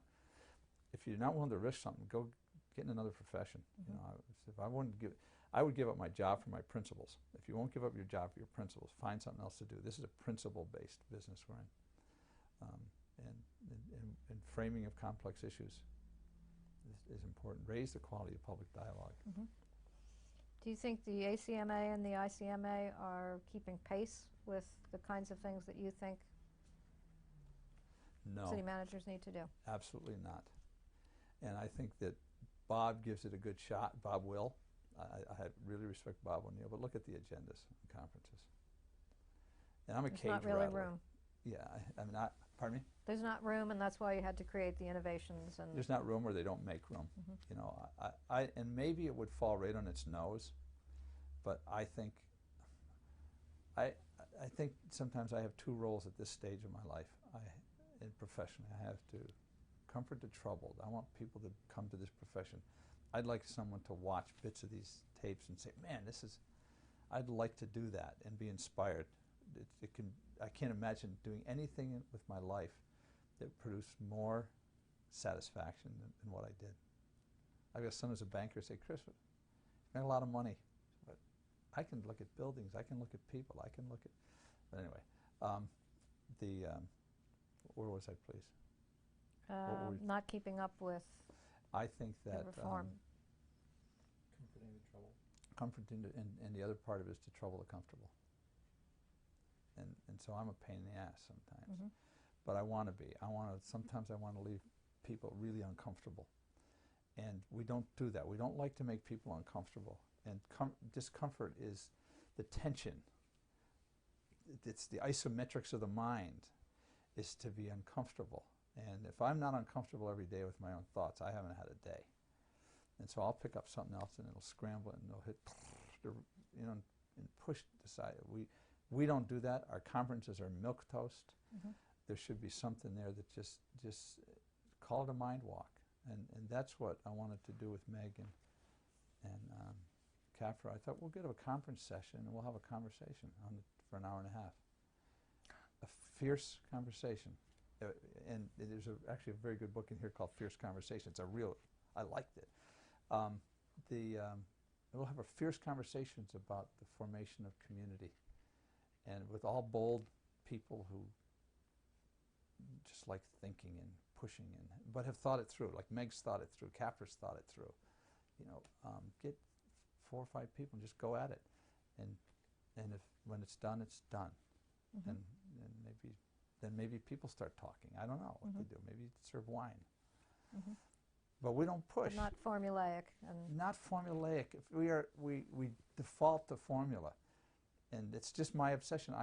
Every time I feel like I'm defined, I want to leave wherever I am and not be defined anymore, because I'm not growing. And where's the isometrics? Where's the stuff that causes the mind to strengthen? You push against another apparently immovable idea, and it pushes back on you, and to hell, you see what happens. So no, I don't think so, and I don't think it's the fault. I think sometimes the success of the institution triumphs over its most noblest opportunities, and I think the world of Bob, and I've always been a supporter of ACMA, and I'm glad to be part of it. But it could have more fierce discussions and serve itself well. Mm-hmm. Mm-hmm. So you see a need for a new need for reform within. It's not that the profession needs to reform politics or city government. It's the profession itself needs to be reformed. And I think it would start with finding new ways to just talk about itself. Mm-hmm. Instead of getting in a group and say, what are the 4 things we ought to do? Mm-hmm. Well, my council's a real, somebody help them get past that, and let's just have a good conversation and see what it is that comes out of that, and get people who want to, and this is the elitist in me, get people who really want to think about that to think about it. Mm-hmm. and then engage in concentric circles out from there and see what other people think about that. I can't tell you how many committees I've sat on in the last 15 years about the reform of city manager. It could, and it's the same conversation. It comes with the same boring conclusion. And it's not new. It's not. There's no adventure in that. There's no adventure, and there's no discovery. Mm-hmm. The book that Kuhn wrote, which I had out here the other day because I'm trying to rethink it, about the scientific thought and how it backs up here, backs up here, backs up here. Even though it's right, it can't break through the conventions of thought. And so how do you bust through that? It's people like you that just take a sledgehammer, you got, and people really say, what the heck was that? Mm-hmm. I think we need to do that. And I know that a lot of people think that's completely radical and inappropriate, but it's just where I am. Well, fascinating trajectory. Yeah. Amazing career. Lucky Scottsdale to have had you. We had fun. Thank you. Anything else we want to question, or anything else you just want to add? No, I really appreciate this. I appreciate it just personally because it helps me think some thoughts all the way through that I haven't thought about for a while. Good. If we reformulate some more questions, can we come back? Anytime. I'll actually have my refrigerator back, and you can have cold water. See, when you're a little, you take your refrigerator, you take it home for a party. You got a little one about like this. I'll bring it back. Okay. Okay, thank you. Thank you.